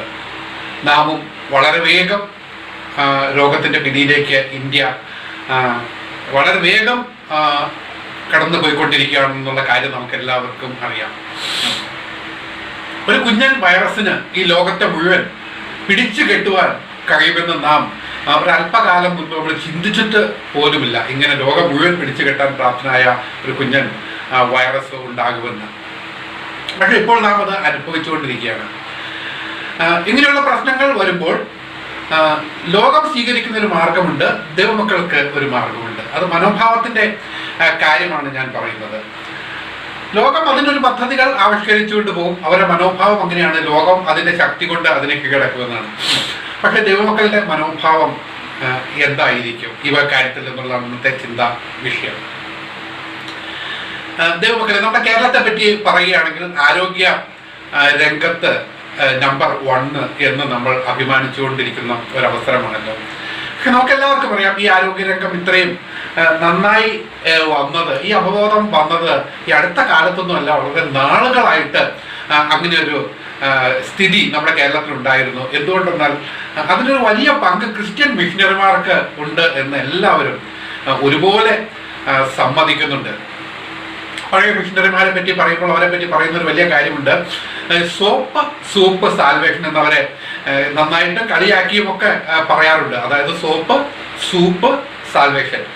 അപ്പോൾ അന്ന് തന്നെ ആളുകളുടെ ഈ വൃത്തിയായി നടക്കേണ്ടതിനെ പറ്റി ഒരു അവബോധം സൃഷ്ടിക്കാൻ മിഷണറിമാർ ശ്രമിച്ചിരുന്നു. നല്ല ആഹാരം കഴിക്കേണ്ടതിൻ്റെ, ആരോഗ്യം നിലനിർത്തേണ്ടതിനെ പറ്റി അവർക്ക് അല്ലെങ്കിൽ അതിനു വേണ്ടുന്നൊരു സഹായം ചെയ്യാൻ മിഷണറിമാർ ഒരുക്കമായിരുന്നു. മൂന്നാമതായി സർവോപരി എല്ലാത്തിനും ഉപരിയായിട്ട് അവരുടെ ആത്മരക്ഷയ്ക്ക് വേണ്ടത് എന്താണോ, അവർ രക്ഷപ്രാപിക്കാൻ എന്താണ് വേണ്ടത്, അതും കൊടുക്കാൻ മിഷണറിമാർ തയ്യാറായിരുന്നു. അപ്പോൾ ശുചിത്വ രംഗത്തും ഭക്ഷണാരോഗ്യ രംഗത്തും അവരുടെ രക്ഷണീയ പദ്ധതിയിൽ അവരെ പങ്കാളികളാക്കുന്ന ആ രംഗത്തും എല്ലാം മിഷണറിമാർ അന്ന് പ്രവർത്തിച്ചതിൻ്റെ ഫലമായിട്ടാണ് കേരളത്തിന് ഇന്നീ കാണുന്ന ഈ ഇത്ര നല്ലൊരു ആരോഗ്യരംഗം ഉണ്ടായിരുന്ന എല്ലാവരും സമ്മതിക്കുന്ന ഒരു കാര്യമാണ്. അത് നമ്മുടെ മാത്രം അവകാശവാദമൊന്നുമല്ല. ഇപ്പോൾ ഇത് നമ്മളുടെ ടേണാണ്. നമ്മുടെ മലയാളികളായ അനേക മിഷണറിമാർ ഇപ്പോൾ ഉത്തരേന്ത്യയുടെ പല ഭാഗത്തുമുണ്ട്. അവരായിരിക്കുന്ന സ്ഥലങ്ങളിലെല്ലാം അവർ ദൈവവേലയിൽ തന്നെയാണ്. അവർ പണ്ടത്തേക്കാൾ കൂടുതൽ ശക്തിയോടെ, കൂടുതൽ ദൃഢതയോടെ ദൈവവേലയിലായിരിക്കുന്നു എന്നോർത്ത് നമുക്ക് ദൈവത്തെ സ്തോത്രം ചെയ്യാം. ഈ സൂം മാതിരി, വാട്സപ്പ് പോലെയുള്ള അനേക ഇലക്ട്രോണിക് പ്ലാറ്റ്ഫോമുകളിലൂടെ അവർ നിരന്തരമായിട്ട് ദൈവവചനം ഘോഷിച്ചുകൊണ്ടിരിക്കുകയും അനേക സ്ഥലങ്ങളിൽ അവർ ഇത്തരത്തിൽ ഒരു കൂട്ടായ്മ ബന്ധം ആചരിക്കുകയും ചെയ്യുന്നു. പണ്ടൊക്കെ ആഴ്ചയിൽ 2-3 തവണ ഉണ്ടായിരുന്നത് ഇപ്പോൾ ദിനംപ്രതി അത് നടന്നുകൊണ്ടിരിക്കുന്നു എന്ന് നമുക്ക് അറിയുവാൻ കഴിയുന്നു. അതിനായിട്ട് ദൈവത്തെ നമുക്ക് സ്തോത്രം ചെയ്യാം. എന്ന് മാത്രമല്ല, അനേക ചാരിറ്റി വർക്കുകളിൽ, സാമൂഹ്യ പ്രവർത്തനങ്ങളിൽ ഏർപ്പെട്ടുകൊണ്ടിരിക്കുകയാണ് മിഷണറി സമൂഹം ഈ സമയങ്ങളിലെല്ലാം. പല സ്ഥലങ്ങളിലും ഈ ഭക്ഷണം, വഴികളിലും ഭക്ഷണമില്ലാത്തവർക്കെല്ലാം ഭക്ഷണം എത്തിക്കുവാൻ വേണ്ടുന്ന എല്ലാ കാര്യങ്ങളും എല്ലാം മിഷണറി സമൂഹം ഏർപ്പെട്ടുകൊണ്ടിരിക്കുന്നു. എന്ന് മാത്രമല്ല, പല സ്ഥലങ്ങളിലും ഈ ഗ്രാമങ്ങളിലെല്ലാം ഈ കൊറോണ അവയർനെസ് പ്രോഗ്രാംസ്, അതായത് കൊറോണയെ എങ്ങനെ നമുക്ക് സാമൂഹ്യ അകലം പ്രാപിക്കേണ്ടത്, എങ്ങനെയാണ് ശുചിത്വം പ്രാപിക്കേണ്ടത്, ഇതിനെപ്പറ്റിയെല്ലാം ഒരു അവബോധം സൃഷ്ടിക്കുവാനായിട്ട് മിഷണറി സമൂഹങ്ങൾ അധികാരികളുടെ സമ്മതത്തോടുകൂടി അനേക സ്ഥലങ്ങളിൽ, ഗ്രാമങ്ങളിൽ ചെല്ലുകയും അവിടെ ഗ്രാമവാസികൾ ഇടപെട്ട് ഈ കൊറോണയെ പറ്റി ഒരു അവബോധം അവരിൽ സൃഷ്ടിക്കുവാനും അവിടെ എങ്ങനെയാണ് ശാരീരിക ശുചിത്വവും ശാരീരിക അകലവും പാലിക്കേണ്ടത് എന്നെല്ലാം അവർക്കൊരു ബോധം വരുത്തുവാനും എല്ലാം മിഷണറി സമൂഹം മുന്നിട്ട് ഇറങ്ങുന്നുണ്ട് ഗ്രാമങ്ങളിലെല്ലാം. അവരെല്ലാം ഓർത്ത് നമുക്ക് പ്രാർത്ഥിക്കാം. അവരെല്ലാം സംരക്ഷണം നമ്മുടെ കർത്താവിൻ്റെ കയ്യിലാണല്ലോ. നമ്മളിപ്പോൾ ഇന്ന് വായിച്ച സങ്കീർത്തന ഭാഗത്തിൽ നമുക്ക് കാണുവാൻ കഴിയുന്നത് അതൊരു ദൈവത്തിന്റെ കരുണയ്ക്കായിട്ടുള്ള ഒരു അപേക്ഷയാണല്ലോ നമുക്ക് കാണുന്നത്. Petitions for the God's mercy. അപ്പോൾ ദൈവത്തോട് കരുണയ്ക്ക് യാചിക്കുമ്പോൾ തന്നെ ആ ദൈവത്തെ അത്യുന്നതൻ, അതായത് ദ ഓൾ മൈറ്റി ഗോഡ്, സർവശക്തനായ ദൈവം എന്ന് തിരിച്ചറിഞ്ഞിട്ടാണ് അവിടെ വിളിക്കുന്നത്. എന്ന് മാത്രമല്ല, എനിക്ക് വേണ്ടി സകലവും നിർവഹിക്കുന്നവൻ ആ ദൈവമാണെന്നുള്ള ഉറപ്പ് പ്രാപിച്ചിട്ടുണ്ട്. ഈ ദൈവം അത്യുന്നതനാണ്, എനിക്ക് വേണ്ടി സകലവും നിർവഹിക്കുന്ന ദൈവമാണ് ഈ ദൈവം, ഞാൻ വിശ്വസിക്കുന്ന, ഞാൻ വിളിക്കുന്ന ഈ ദൈവം എന്നുള്ള ഉറപ്പും പ്രാപിച്ചിട്ടുണ്ട്. ആ ദൈവത്തെയാണ് ശരണം പ്രാപിക്കുന്നത്. ആ ദൈവത്തെ ശരണം പ്രാപിക്കുന്നത് ഈ ആപത്തുകൾ, ഒരു ആപത്ത് എന്നെ ചുറ്റി നിൽക്കുമ്പോൾ ആ ആപത്ത് എന്നെ ഒഴിഞ്ഞു പോകുന്നത് ഞാൻ എങ്ങനെയാണ്? ചിറകിൻ നിഴലിൽ ശരണം പ്രാപിക്കുന്നു. അപ്പോൾ ഈ ആപത്ത്, ലോകമെങ്ങാടും ഒരു ആപത്തിലേക്ക്, എൻ്റെ ചുറ്റും ആപത്ത് എന്നെ പൊതിയുന്ന സമയത്ത് ഞാൻ എന്ത് ചെയ്യുന്നു? ഞാൻ ആ ചിറകിൻ്റെ അടിയിലേക്ക് ശരണം പ്രാപിക്കുന്നു, ചിറകിൻ്റെ നിഴലിലേക്ക് ശരണം പ്രാപിക്കുന്നു. ദൈവമക്കളെ, എന്താണൊരു ദൈവ മകനെ പറ്റി ദൈവവചനം പറയുന്നത്? യെരമ്യാ പ്രവാചകൻ തന്നെ 17-ാം അധ്യായത്തിന്റെ 5 മുതൽ 8 വരെയുള്ള വാക്യങ്ങൾ ഇങ്ങനെയാണ് വായിക്കുന്നത്. യഹോവ ഇപ്രകാരം അരുളി ചെയ്യുന്നു, മനുഷ്യനിൽ ആശ്രയിച്ച് ജഡത്തെ തന്നെ ഭുജമാക്കി ഹൃദയം കൊണ്ട് യഹോവയെ വിട്ടുമാറുന്ന മനുഷ്യൻ ശപിക്കപ്പെട്ടവൻ. അവൻ മരുഭൂമിയിലെ ചൂരച്ചെടി പോലെയാകും. നന്മ വരുമ്പോൾ അതിനെ കാണാതെ മരുഭൂമിയിലെ വരണ്ട പ്രദേശങ്ങളിൽ നിവാസികളില്ലാത്ത ഊർനിലങ്ങളിലും പാർക്കും. യഹോവയിൽ ആശ്രയിക്കുകയും യഹോവ തന്നെ ആശ്രയമായിരിക്കുകയും ചെയ്യുന്ന മനുഷ്യൻ ഭാഗ്യവാൻ. അവൻ വെള്ളത്തിനരികെ നട്ടിരിക്കുന്നതും ആറ്റരികെ വേരൂന്നിരിക്കുന്നതുമായ വൃക്ഷം പോലെയാകും. ഉഷ്ണം തൊട്ടുമ്പോൾ അത് പേടിക്കയില്ല, അതിൻ്റെ ഇല പച്ചയായിരിക്കും. വരൾച്ചയുള്ള കാലത്ത് വാട്ടം തട്ടാതെ ഫലം കായ്ച്ചുകൊണ്ടിരിക്കും. നോക്കൂ, ഇവിടെ പറയുന്നത് ആരെ പറ്റിയാണ്? മനുഷ്യരിൽ ആശ്രയിക്കുന്നവരെ പറ്റിയും യഹോവയിൽ ആശ്രയിക്കുന്നതും തമ്മിലുള്ള വ്യത്യാസമാണ്. മനുഷ്യരിൽ ആശ്രയിക്കുന്നവരെ കാര്യത്തെ പറ്റി പറയുന്നത്, ജഡത്തെ തന്നെ ഭുജമാക്കുന്നവരെ പറ്റി പറയുന്ന ആ മനുഷ്യനെ പറ്റി പറയുന്നത് ശപിക്കപ്പെട്ടവരെന്നാണ് പറയുന്നത്. അതിന് ചൂരച്ചെടിയുടെ വളർച്ചയെ അതിനുണ്ടാവുകയുള്ളൂ. നന്മ വരുമ്പോൾ അതിനെ കാണില്ല. അങ്ങനെയാണ് മനുഷ്യരിൽ ആശ്രയിക്കുക, തൻ്റെ ജഡത്തെ ഭുജമാക്കുന്ന, തൻ്റെ ജഡത്തിൽ ആശ്രയം വയ്ക്കുന്ന മനുഷ്യരെ പറ്റി പറയുന്നത് ശപിക്കപ്പെട്ടവരായ മനുഷ്യർ എന്നാണ് അതിനെപ്പറ്റി ദൈവം പറയുന്നത്. എന്നാൽ യഹോവയിൽ ആശ്രയിക്കുക, യഹോവ തന്നെ ആശ്രയമായിരിക്കുക, യഹോവയിൽ ആശ്രയിക്കുക, യഹോവ മാത്രം അയക്കുന്ന അങ്ങനെ ഒരു മനുഷ്യനെ പറ്റി എന്താണ് പറയുന്നത്? അവൻ ഭാഗ്യവാനായ മനുഷ്യനാണ്. അവന് വെള്ളത്തിനരികെ നട്ടിരിക്കുന്നു, ആറ്റരികൾ വേരൂന്നിരിക്കുന്നതുമായ വൃക്ഷം പോലെയാണ്. ഉഷ്ണം തട്ടുമ്പോൾ അത് പേടിക്കയില്ല. ഒരു ആപത്ത് വരുമ്പോൾ, ഒരു ദുർഘട കാലാവസ്ഥ, ഒരു ദുർഘട നിമിഷങ്ങൾ അതിൻ്റെ ജീവിതത്തിൽ വരുമ്പോൾ അത് ഭയപ്പെടുകയില്ല. ഒന്നാമത് ഭയമില്ലാതെ, ഭയപ്പെടാതെ നിൽക്കും. അതിൻ്റെ ഇല എന്നും പച്ചയായിരിക്കും, എന്നും പച്ച ഉള്ള ഇലയായിരിക്കും. അതായത് അതിൻ്റെ ഉന്മേഷത്തിന്, അതിൻ്റെ പ്രത്യാശയ്ക്ക് ഒരു കുറവും ഉണ്ടാവില്ല.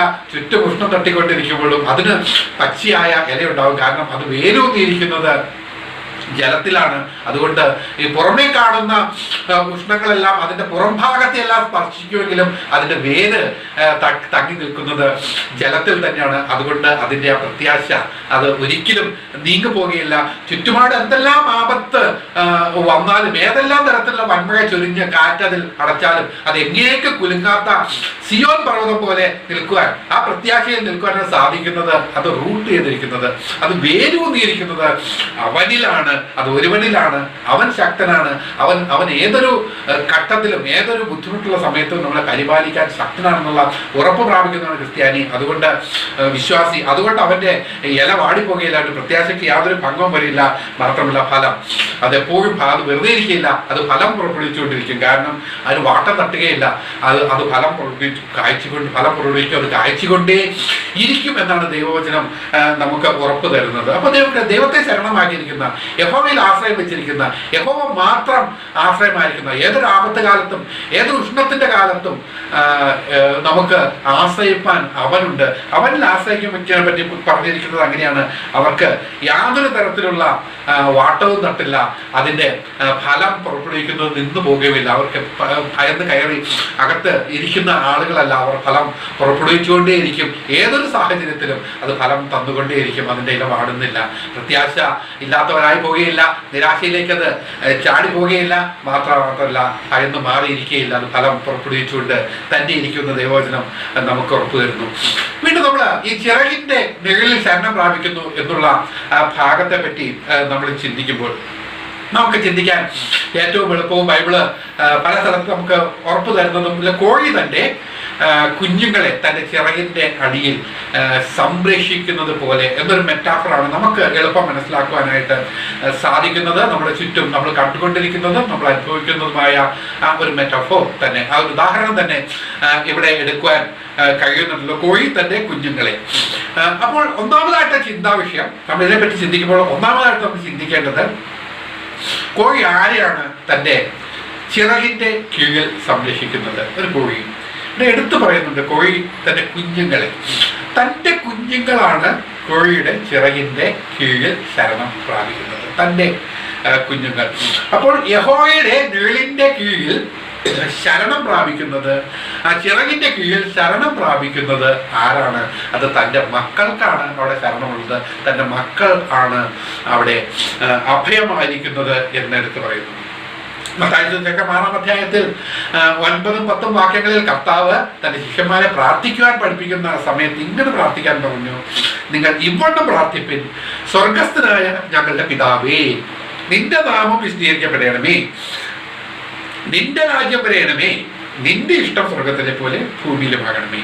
ഇവിടെ എടുത്ത് പറയുന്ന ഒരു കാര്യം, ആകെ എൻ്റെ എന്ന് പറയുന്ന ഒരു കാര്യം അപ്പ എന്നുള്ള കാര്യം മാത്രമാണ്. എൻ്റെ അപ്പൻ, ബാക്കിയെല്ലാം നിന്റെയാണ്, പിന്നെ എല്ലാം അപ്പൻ്റെയാണ്. എൻ്റേതെന്ന് പറയാൻ ആകെ എനിക്ക് സ്വന്തമായിട്ടുള്ളത് എൻ്റെ അപ്പനാണ്.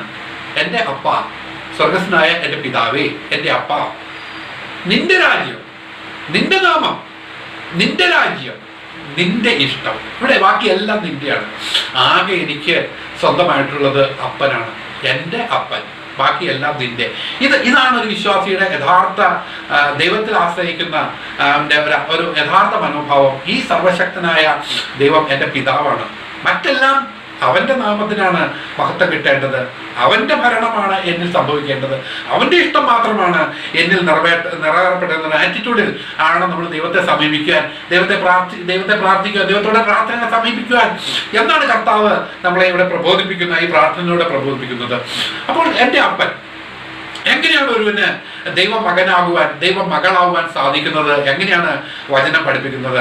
യോഹന്നാന്റെ സുവിശേഷം 1-ാം അധ്യായത്തിന്റെ 12-13 വാക്യങ്ങൾ വായിക്കുമ്പോൾ നമുക്ക് ഇങ്ങനെ കാണാം, അവനെ കൈക്കൊണ്ട് അവന്റെ നാമത്തിൽ വിശ്വസിക്കുന്ന ഏവർക്കും ദൈവമക്കളാകുവാൻ അവൻ അധികാരം കൊടുത്തു. അവർ ജഡത്തിൽ നിന്നല്ല, രക്തത്തിൽ നിന്നല്ല, ജഡത്തിന്റെ ഇഷ്ടത്താലല്ല, പുരുഷന്റെ ഇഷ്ടത്താലുമല്ല, ദൈവത്തിൽ നിന്നത്രേ ജനിച്ചത്. അപ്പോൾ അതാണ് കാര്യം. ദൈവമകളാകുവാൻ എന്താണ് അതിന്റെ ഫസ്റ്റ് കാരണം? ദൈവത്തിൽ നിന്ന് ജനിച്ചവനായിരിക്കണം. അത് ദൈവത്തിൽ നിന്ന് ജനിക്കണം. ദൈവത്തിൽ നിന്ന് ജനിച്ചവർക്ക് മാത്രമേ ദൈവമകനാകുവാൻ, ദൈവ മകളാകുവാൻ സാധിക്കുള്ളൂ. അതിനുള്ള ഈ ഭൂമിയിൽ നമ്മൾ ചെയ്യേണ്ട കാര്യങ്ങൾ പറയുന്നത് എന്താണ്? അവനെ കൈക്കൊള്ളണം, അവന്റെ നാമത്തിൽ വിശ്വസിക്കണം. അവർക്ക് ലഭിക്കുന്നത് ദൈവമകളാകുവാൻ, ദൈവ മകനാകുവാൻ വേണ്ട അധികാരമാണ് അവർ പ്രാപിക്കുന്നത്. ആ അധികാരത്തിലാണ് അവർ ഇരിക്കുന്നത്. അപ്പോൾ അവനെ കൈക്കൊള്ളുക, അവന്റെ നാമത്തിൽ വിശ്വസിക്കുന്നവർക്ക് ലഭിക്കുന്ന അധികാരമാണ് ദൈവമകനാവാൻ, ദൈവമകളാവാൻ. അവർക്ക് രക്തത്തിൽ നിന്നോ ജഡത്തിൽ നിന്നോ പുരുഷന്റെ ഇച്ഛയാൽ ജനിക്കുന്ന ഒരുവന് ദൈവമകനാകുവാനോ ദൈവമകളാകുവാനോ സാധ്യമല്ലതാ. അതോടെ നാം സത്യം, അവൻ ദൈവത്തിൽ നിന്ന് ജനിച്ചവനായിരിക്കണം. അപ്പോൾ ദൈവമകൾ എന്ന് പറയുമ്പോൾ ഒന്നാമത് അവൻ ദൈവത്തിൽ നിന്ന് ജനിച്ചവരായിരിക്കണം. അതാണ് ഒന്നാമത്തെ കാര്യം. രണ്ടാമത് എടുത്തു പറയുന്നു, റോമാലേഖനം 8-ാം അധ്യായത്തിന്റെ 14 മുതൽ 17 വരെയുള്ള വാക്യങ്ങൾ വായിക്കുമ്പോൾ, ദൈവാത്മാവ് നടത്തുന്നവർ ഏവരും ദൈവത്തിന്റെ മക്കളാകുന്നു. നിങ്ങൾ പിന്നെയും ഭയപ്പെടേണ്ടത് ദാസ്യത്തിന്റെ ആത്മാവിനെയല്ല, നാം ആബാ പിതാവേ എന്ന് വിളിക്കുന്ന പുത്രത്വത്തിന്റെ ആത്മാവിനെ അത്രേ പ്രാപിച്ചിരിക്കുന്നത്. നാം ദൈവത്തിന്റെ മക്കൾ എന്ന് ആത്മാവ് താനും നമ്മുടെ ആത്മാവോടുകൂടി സാക്ഷ്യം പറയുന്നു. നാം മക്കളെങ്കിലോ അവകാശികളുമാകുന്നു, ദൈവത്തിന്റെ അവകാശികളും ക്രിസ്തുവിന്റെ കൂട്ടവകാശികളും തന്നെ. നാം അവനോടുകൂടെ തേജസ്കരിക്കപ്പെടേണ്ടതിന് അവനോടുകൂടെ കഷ്ടം അനുഭവിച്ചാലത്രേ. ഇവിടെ നോക്കൂ, ദൈവാത്മാവ് നടത്തുന്നവർ ഏവരും ദൈവത്തിന്റെ മക്കളാകുന്നു. അവനെ കൈക്കൊണ്ട് അവന്റെ നാമത്തിൽ വിശ്വസിക്കുന്നവർക്ക് ദൈവമക്കളാകുവാനുള്ള അധികാരം പ്രാപിക്കുന്നു. അവർ ദൈവത്തിൽ ജനിക്കുന്നു, ദൈവാത്മാവിനാൽ നടത്തപ്പെടുന്നു. അപ്പൊ ഇതെല്ലാം പൂർത്തീകരിക്കപ്പെടണം. ദൈവത്തിൽ നിന്ന് ജനിക്കണം, ദൈവാത്മാവിനാൽ നടത്തപ്പെടണം. ആ ആത്മാവിനെ പറ്റി പറയുന്നത് ദാസ്യത്വത്തിന്റെ ആത്മാവല്ല, അബാ പിതാവേ എന്ന് വിളിക്കുന്ന പുത്രത്വത്തിന്റെ ആത്മാവിനെ പ്രാപിക്കുന്നവർക്ക്, അബാ പിതാവേ എന്ന് വിളിക്കുവാൻ പ്രാപ്തരാക്കുന്ന ആ പുത്രത്വത്തിന്റെ ആത്മാവിനെ പ്രാപിച്ചവരാണ് ദൈവമക്കൾ. ദൈവത്തിൽ നിന്ന് ജനിച്ചവർ അബ്ബാ പിതാവേ എന്ന് വിളിക്കുന്ന പുത്രത്വത്തിന്റെ ആത്മാവിനെ പ്രാപിച്ചവർ എന്ന് മാത്രമല്ല, ഇതിന്റെ സാക്ഷ്യം നമുക്ക് എവിടെ നിന്ന് ലഭിക്കണം? നാം ദൈവമക്കൾ എന്നുള്ള ആ സാക്ഷ്യം നമുക്ക് ലഭിക്കേണ്ടത് എവിടെ നിന്നാണ്? നാം ദൈവമക്കൾ എന്ന ആത്മാവ് താനും ആത്മാവോടുകൂടി സാക്ഷ്യം പറയണം. ആത്മാവോടുകൂടി സാക്ഷ്യം പറയണം. അപ്പൊ ദൈവാത്മാവ് എൻ്റെ ആത്മാവിൽ തരുന്ന സാക്ഷ്യമാണ് ഞാൻ ദൈവമകൻ ആണ്, ദൈവമകളാണെന്നുള്ള എൻ്റെ ഉറപ്പ്. അങ്ങനെ സാക്ഷ്യം പ്രാപിച്ചവരാണ് അവരുടെ നാമത്തിൽ കൈക്കൊണ്ടവർ, നാമത്തിൽ വിശ്വസിച്ചവർ, ദൈവത്തിൽ നിന്ന് ജനിച്ചവർ, ദൈവാത്മാവിനാൽ നടത്തപ്പെടുന്നവർ, ദൈവാത്മാവിൽ നിന്ന് സാക്ഷ്യം പ്രാപിച്ചവർ, ആത്മാവിൽ സാക്ഷ്യം പ്രാപിച്ചവർ, അങ്ങനെയുള്ളവർ അവകാശികളാണ്. ആ അവകാശികളാണ്, ക്രിസ്തുവിന്റെ കൂട്ടവകാശികളാണ് എന്ത് ചെയ്യുന്നത്? അവന്റെ ചിറകിൻ നിഴലിൻ കീഴിൽ ശരണം പ്രാപിക്കുന്നത്, അവിടെ അഭയം പ്രാപിക്കുന്നത്. അപ്പോൾ അതാണ് ദൈവമക്കളുടെ ഒരു അടയാളം, ലക്ഷണം. അവർ ദൈവത്തെ കൈക്കൊണ്ട് ദൈവ നാമത്തിൽ കർത്താവിൽ വിശ്വസിക്കുന്നവർ, അവനെ കൈക്കൊണ്ടവർ, ദൈവത്തിൽ നിന്ന് ജനിച്ചവർ, ദൈവാത്മാവിനാൽ നടത്തപ്പെടുന്നവർ, ദൈവാത്മാവിൽ നിന്ന് സാക്ഷ്യം പ്രാപിച്ചവർ, അവകാശം പ്രാപിച്ചവർ, അവകാശികൾ. ഈ ചിറകിൻ നിഴലിന്റെ അവകാശികളായിട്ട് നാം മാറുകയാണ്. ആ അവകാശമാണ് ചിറകിന്റെ നിഴലിലേക്ക് ഒരു ആപത്ത് ഘട്ടത്തിൽ ഓടിച്ചെന്ന് അഭയം പ്രാപിക്കുവാനായിട്ട് നമ്മെ പ്രാപ്തരാക്കുന്നത്. ആ അധികാരമാണ്, ആ അവകാശമാണ്. അധികാരമുള്ളവരാണ്, അവകാശമുള്ളവരാണ് എന്നുള്ള ഉറപ്പാണ് നമുക്ക് പ്രാപിക്കേണ്ടത് ദൈവമക്കളെ. എന്ന് മാത്രമല്ല, ഇവിടെ ഈ അവകാശവും അധികാരവും ഉള്ളപ്പോഴൊക്കെ തന്നെ നമുക്ക് വരേണ്ട ഒരു രൂപാന്തരം കൂടിയുണ്ട്.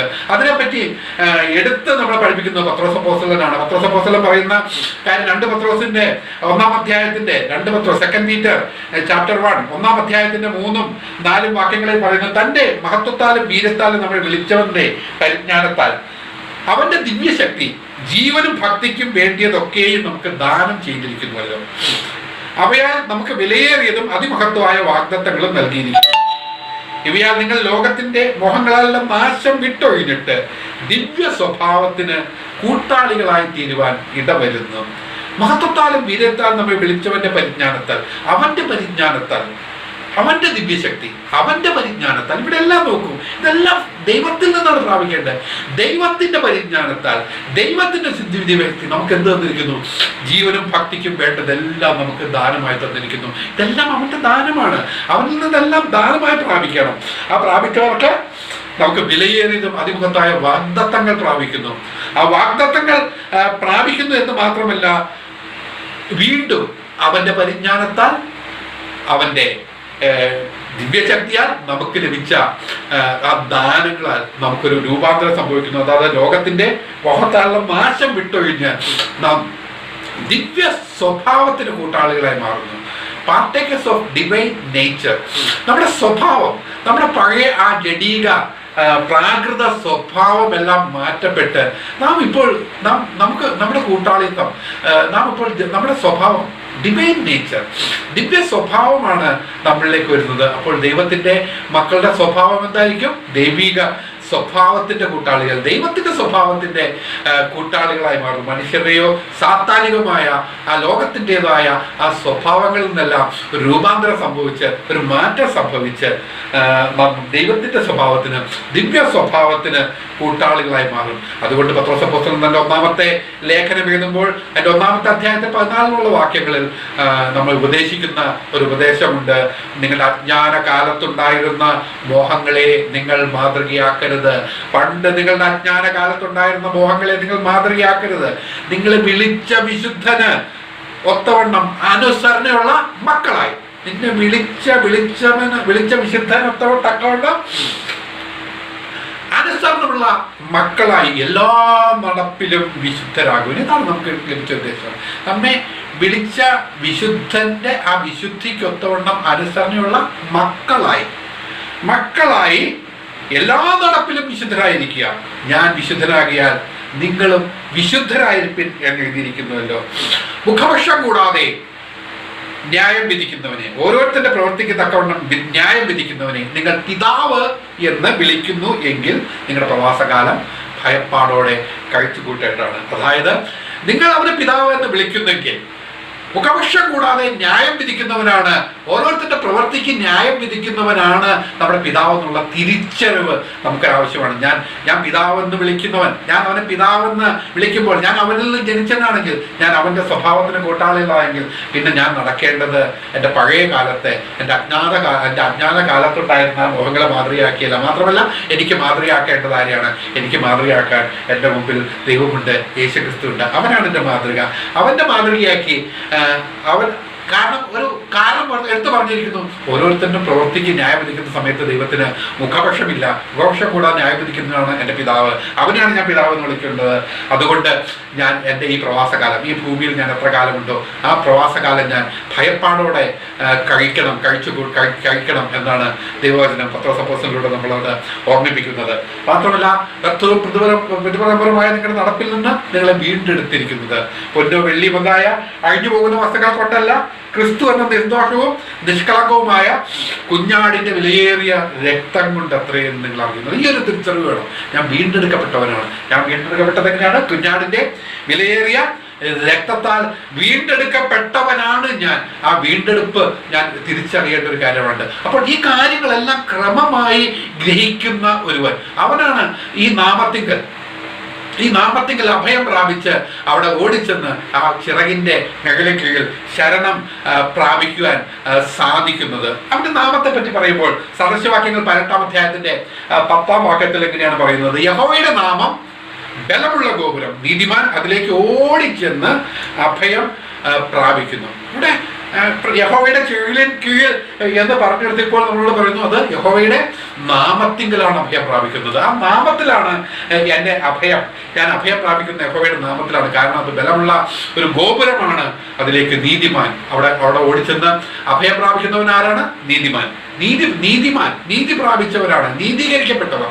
അപ്പോൾ നീതീകരിക്കപ്പെട്ടവർക്കാണ് അവിടെ ചെന്ന് അഭയം പ്രാപിക്കുവാൻ സാധിക്കുന്നത്. ഒരുവൻ നീതീകരിക്കപ്പെടുന്നത് എങ്ങനെയാണ്? വിശ്വാസം മൂലം ഒരാൾ നീതീകരിക്കപ്പെടുന്നു. ആ സബ്ജക്റ്റല്ല നമ്മളെങ്കിലും നീതീകരിക്കപ്പെട്ടവർക്കാണ് അവിടെ ചെന്ന് അഭയം പ്രാപിക്കുവാൻ സാധിക്കുന്നത്. ആ ബലമുള്ള ഗോപുരത്തിൽ യഹോവയുടെ ചിറകിന്റെ നിഴലിൻ കീഴിലേക്ക് ശരണം പ്രാപിക്കാൻ ഓടിച്ചെല്ലുന്നതാരാണ്? അവൻ നീതീകരിക്കപ്പെട്ടവനാണ്, നീതിമാനാണ് അതിലേക്ക് ഓടിച്ചെന്ന് അഭയം പ്രാപിക്കുന്നത്.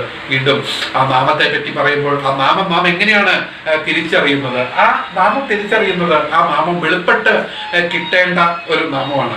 ഈ നാമം നമുക്ക് വെളിപ്പെട്ട് കിട്ടിയേ മതിയാവുള്ളൂ. യോഹന്നാന്റെ സുവിശേഷം 15-ാം അധ്യായത്തിന്റെ 26-ാം വാക്യത്തിൽ പറയുന്നു, നീ എന്നെ സ്നേഹിക്കുന്ന സ്നേഹം അവരിലാകുവാനും ഞാൻ നിന്റെ നാമം അവർക്ക് വെളിപ്പെടുത്തിയിരിക്കുന്നു, ഇനിയും വെളിപ്പെടുത്തും. അവിടെ കർത്താവ് പറയാണ്, ഞാൻ എൻ്റെ നാമം അവർക്ക് വെളിപ്പെടുത്തിയിരിക്കുന്നത്. എന്തിനാണ് ആ നാമം വെളിപ്പെടുത്തി തന്നത്? നീ എന്നെ സ്നേഹിക്കുന്ന സ്നേഹം അവരിൽ ആകുവാൻ. ദൈവം യേശുക്രിസ്തുവിനെ, പിതാവ് യേശുക്രിസ്തുവിനെ എങ്ങനെ സ്നേഹിച്ചോ, ഏത് തരത്തിൽ സ്നേഹിക്കുന്നുവോ ആ സ്നേഹം എവിടെ വരണം? എന്നിലേക്കും വരണം. യേശുവിനെ, തന്റെ ഏകജാതനായ യേശുവിനെ എങ്ങനെ പിതാവ് സ്നേഹിച്ചോ ആ സ്നേഹം എവിടെ വരണം? എന്നിലേക്കും വരണം. അത് വരുവാൻ വേണ്ടി എന്താണ് ദൈവം ചെയ്തത്? ദൈവത്തിന്റെ നാമം, പിതാവിന്റെ നാമം നമുക്ക് അവൻ വെളിപ്പെടുത്തി. ദൈവത്തെ ആരും ഒരു നാളും കണ്ടിട്ടില്ല. തന്റെ പണിയേക്ക് ഏകജാതനായ പുത്രനാണ് അവനെ വെളിപ്പെടുത്തുന്നത്. പുത്രനോടാണ് അവൻ വെളിപ്പെടുന്നത്. യേശുക്രിസ്തു വെളിപ്പെടുത്തി തന്നിട്ടല്ലാതെ ആർക്കും ആ നാമം വെളിപ്പെടുന്നതല്ല. ആ നാമം വെളിപ്പെടുത്തി തന്നിരിക്കുകയാണ്. ആ നാമം വെളിപ്പെടുത്തുന്നതാണ് ഏത് തരത്തിൽ പിതാവ് യേശുക്രിസ്തുവിനെ സ്നേഹിച്ചോ, തന്റെ ഏകജാതനായ പുത്രനെ സ്നേഹിച്ചോ അതേ സ്നേഹം എന്നിലേക്ക് വരാൻ. അപ്പോൾ യേശുവിനെ സ്നേഹിച്ച അതേ സ്നേഹം പ്രാപിച്ചവർക്കാണ് ആ നാമം വെളിപ്പെടുത്തുന്നത്. ആ നാമം വെളിപ്പെട്ടവർക്കാണ് നാമത്തിലേക്ക് ഓടിച്ചെന്ന് അഭയം പ്രാപിക്കാൻ കഴിയുന്നത്. അവൻ നീതീകരിക്കപ്പെട്ടവനാണ്. അവൻ ദൈവമകനാകുവാനുള്ള മകളാവുള്ള അധികാരം പ്രാപിച്ചവനാണ്. അവൻ ദൈവാത്മാവിനാൽ നടത്തപ്പെടുന്നവനാണ്. ദൈവാത്മാവ് സാക്ഷ്യം പറയുന്നതാണ്, അബാ പിതാവേ എന്ന് വിളിക്കുന്ന പുത്രത്വത്തിന്റെ ആത്മാവിനെ പ്രാപിച്ചവരാണ് എന്ന് മാത്രമല്ല, നീതീകരിക്കപ്പെട്ടതും പിതാവിനാൽ സ്നേഹിക്കപ്പെടുന്നവരുമാണ്.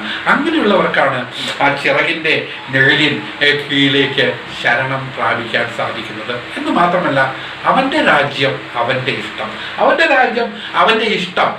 ഇതായിരിക്കണം എൻ്റെ മുദ്രാവാക്യം. നിന്റെ രാജ്യമായിരിക്കും, നിന്റെ ഭരണമായിരിക്കും എന്നിൽ വരേണ്ടത്.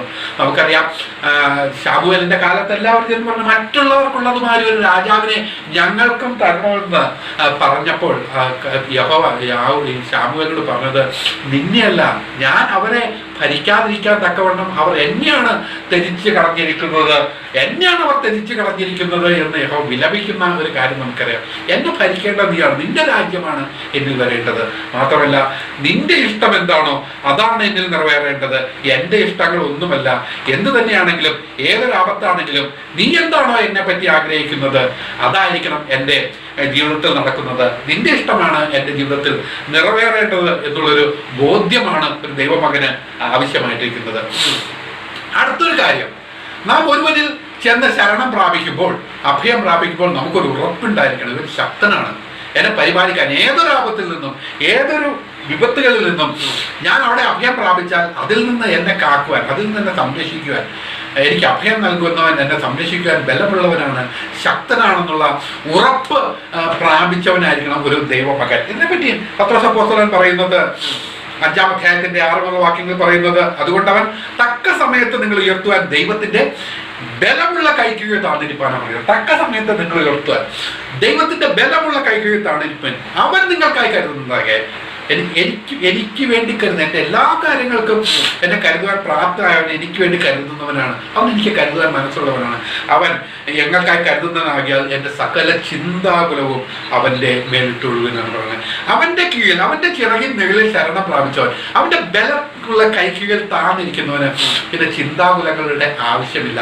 ചിന്താകുലങ്ങൾ ഉണ്ടെങ്കിൽ നാം അവൻ്റെ ബലത്തെ സംശയിക്കുന്നു, അവൻ്റെ സർവ്വശക്തിയിൽ നമ്മൾ സംശയിക്കുന്നു. അവൻ അത്യുന്നതനാണ് എന്നുള്ള ആ കാര്യത്തിൽ നമ്മൾ സംശയമുള്ളവരായിരിക്കും. അവന്റെ സ്നേഹത്തെ നാം സംശയിക്കുന്നു.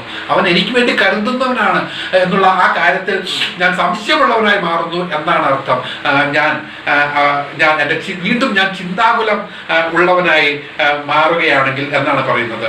ഇതിനെപ്പറ്റി യെശയ്യാ പ്രവാചകന്റെ പുസ്തകം 30-ാം അധ്യായത്തിന്റെ 15-ാം വാക്യത്തിൽ പറയുന്നത്, ഇസ്രായേലിന്റെ പരിശുദ്ധനായ യഹോവ കർത്താവ് ഇപ്രകാരം അരുളി ചെയ്യുന്നു, മനം തിരിഞ്ഞ് അടങ്ങിയിരുന്നാൽ നിങ്ങൾ രക്ഷിക്കപ്പെടും, വിശ്രമിക്കുന്നതിനും ആശ്രയിക്കുന്നതിലും നിങ്ങളുടെ ബലം. മനം തിരിഞ്ഞ് അടങ്ങിയിരുന്നാൽ നിങ്ങൾ രക്ഷിക്കപ്പെടും, വിശ്രമിക്കുന്നതിലും ആശ്രയിക്കുന്നതിലും നിങ്ങളുടെ ബലം. നിങ്ങളുടെ ബലം എവിടെയാണ് ഇരിക്കുന്നത്? നമ്മുടെ ബലം ഇരിക്കുന്നത് നാം വിശ്രമിക്കുന്നതിലും ആശ്രയിക്കുന്നതിലാണ്. നാം അവന്റെ കൈകീഴിലായി കഴിഞ്ഞാൽ, അവന്റെ ചിറകിൻ നിഴലിലായി കഴിഞ്ഞാൽ പിന്നെ നമ്മൾ അവനെ ആശ്രയിക്കുക, അവിടെ വിശ്രമം എടുക്കുക. നമ്മളവിടെ ഒരു വിശ്രമ അവസ്ഥയിലേക്കാണ് കയറുന്നത്. പിന്നെ എൻ്റെ ചിന്തകളോ, എൻ്റെ ആകുലങ്ങളോ, എൻ്റെ അധ്വാനമോ, ഭാരമോ ഇതൊന്നും പിന്നീട് എനിക്ക് ബാധിക്കുന്നില്ല. അവൻ്റെ ചിറകിൻ്റെ കീഴിൽ എനിക്ക് വിശ്രമമാണ്. അപ്പോൾ അതാണ് ഒരു മകൻ, ഒരു ദൈവമകൾ പ്രാപിക്കേണ്ട ഒരു കാര്യം. അവൻ്റെ ചിറകിൻ്റെ നിഴലിൻ കീഴിലെ വിശ്രമമാണ് പ്രാപിക്കേണ്ടത്. ഇതിനെപ്പറ്റി കർത്താവ് പറഞ്ഞ ആ കാര്യം നമുക്ക് നോക്കാം. മത്തായി 11:28 പറയുന്നത്, അധ്വാനിക്കുന്നവരും ഭാരം ചുമക്കുന്നവരുമായുള്ളവരെ എല്ലാവരും എൻ്റെ അടുക്കൽ വരുവിൻ, ഞാൻ നിങ്ങളെ ആശ്വസിപ്പിക്കും. എല്ലാവരും എൻ്റെ അടുക്കൽ വരുവിൻ, ഞാൻ നിങ്ങളെ ആശ്വസിപ്പിക്കുമെന്ന് പറഞ്ഞാണ് കർത്താവ് തൻ്റെ കരങ്ങൾ നീട്ടി തന്നെ വിളിക്കുമ്പോൾ, ആ കരങ്ങൾ നിവർത്തിയിരിക്കുന്നത് കോഴി തൻ്റെ കുഞ്ഞുങ്ങളെ വിളിക്കുന്നത് പോലെ ആ 2 കരങ്ങൾ നീട്ടി വിളിക്കുകയാണ്. തൻ്റെ ചിറകുകൾ എന്നതുപോലെ കരങ്ങൾ വിടർത്തി കർത്താവ് നമ്മൾ വിളിക്കുന്ന ആ വിളി ഒരിക്കൽ നമുക്ക് കേൾക്കാൻ സാധിച്ചാൽ അവിടെ കർത്താവ് തരുന്നത് നിങ്ങളുടെ അധ്വാനവും നിങ്ങളുടെ ഭാരതവും എല്ലാം മാറ്റിവെച്ച് എൻ്റെ വിശ്രമത്തിലേക്ക് കടന്നു വരിക. ഞാൻ നിങ്ങൾക്ക് ഇവിടെ ആശ്വസിപ്പിക്കുമെന്ന് പറഞ്ഞിരിക്കുന്നത്, ഗിവ് യു റെസ്റ്റ്, ഞാൻ നിങ്ങൾക്ക് വിശ്രമം തരുമെന്നാണ് കർത്താവ് പറഞ്ഞിരിക്കുന്നത്. അപ്പോൾ ആ ചിറകിൻ്റെ നിഴലിൻ കീഴിൽ വിശ്രമിക്കുവാൻ, ആശ്രയിക്കുവാൻ, ഒരു ഉറപ്പ് പ്രാപിക്കുവാൻ, അവിടെ ചെന്നാൽ പിന്നെ എൻ്റെ സകല ചിന്താകുലങ്ങളും അവൻ്റെ മേലിട്ടുകൊണ്ട് ഞാൻ വിശ്രമത്തിലേക്ക്, ഞാൻ അവനിൽ ആശ്രയിക്കുന്നതിലേക്ക് ഞാൻ മാറ്റപ്പെടുന്നു എന്നുള്ള ആ ഉറപ്പ് പ്രാപിച്ചവനാണ് യഥാർത്ഥത്തിൽ ഒരു ദൈവമക്കൾ, ഒരു ദൈവ പൈതൽ എന്ന് പറയുന്നത്. നമുക്ക് പഴയ നിയമത്തിൽ ഒരു ഉദാഹരണമുണ്ട്. ശദ്രക്ക്, മേശക്ക്, അബേദ്നെഗോ എന്ന 3 ബാലന്മാർ നെബൂഖദ്നേസർ ബന്ധിയിരിക്കുന്ന സ്വർണ്ണബിംബത്തെ നമസ്കരിക്കേണ്ട ഒരു ഘട്ടം വന്നപ്പോൾ, അവർ നമസ്കരിക്കാതിരുന്നപ്പോൾ എരിയുന്ന തീച്ചുളയ്ക്ക് മുൻപിലേക്ക് അവർ എറിയപ്പെടുമെന്ന് ഉറപ്പായപ്പോൾ രാജാവ് അവരെ ചോദ്യം ചെയ്യുമ്പോൾ അവർ കൊടുക്കുന്നൊരു ഉത്തരമുണ്ട്. രാജാവിന്, നെബൂഖദ്നേസറേ, ഈ കാര്യത്തിൽ ഉത്തരം പറയാൻ ആവശ്യമില്ല, ഞങ്ങൾ സേവിക്കുന്ന ദൈവത്തിന് ഞങ്ങളെ വിടുവിക്കാൻ കഴിയുമെങ്കിൽ അവൻ ഞങ്ങളെ എരിയുന്ന തീച്ചോളയിൽ നിന്നും രാജാവിന്റെ കയ്യിൽ നിന്ന് വിടുവിക്കും. അല്ലെങ്കിലും ഞങ്ങൾ രാജാവിന്റെ ദേവന്മാരെ സേവിക്കയില്ല, രാജാവ് നിർത്തിയ സ്വർണ്ണകുണ്ടത്തെ നമസ്കരിക്കുകയില്ല എന്ന് അറിഞ്ഞാലും ഉത്തരപ്പെടുന്നു. ഇതിൽ ഉറപ്പിടുന്ന പ്രാപിക്കുന്നത് അവർ പറയുന്നു, ഞങ്ങൾ സേവിക്കുന്ന ദൈവം സർവശക്തനാണ്, ഏതൊരു തീച്ചുളയിൽ നിന്നും ഏതൊരു കഠിനത്തിൽ ഞങ്ങളെ രക്ഷിപ്പാൻ ശക്തനാണ് അവൻ. ഞങ്ങൾക്കത് നല്ല ഉറപ്പാണ്. അതുകൊണ്ട് ഞങ്ങൾ ഈ തീയെ ഭയപ്പെടുന്നില്ല, രാജാവിന്റെ കോപത്തെയോ രാജാവിന്റെ ശാസനയോ. ഈ കാര്യത്തിൽ ഞങ്ങൾ ഭയപ്പെടുകയില്ല. ഞങ്ങൾ ശിക്ഷ ഏറ്റുവാങ്ങാൻ തയ്യാറാണ്. ഞങ്ങളെ തീയിൽ നിന്ന് രക്ഷിക്കാൻ ശക്തനാണ് ഞങ്ങളുടെ ദൈവം എന്നുള്ള ഉറപ്പ് ഞങ്ങൾക്കുണ്ട്. ഇനി അവൻ ഞങ്ങളെ അവിടുന്ന് രക്ഷിക്കുന്നില്ല എങ്കിൽ അതും ഞങ്ങൾക്ക് സമ്മതമാണ്. അതാണ് അവന്റെ ഇഷ്ടമെങ്കിൽ ഞങ്ങൾ ഇവിടെ ഈ കാര്യത്തിൽ, ഈ ആരാധനയുടെ വിഷയത്തിൽ ഞങ്ങൾ അന്യാരാധന നടത്താതെ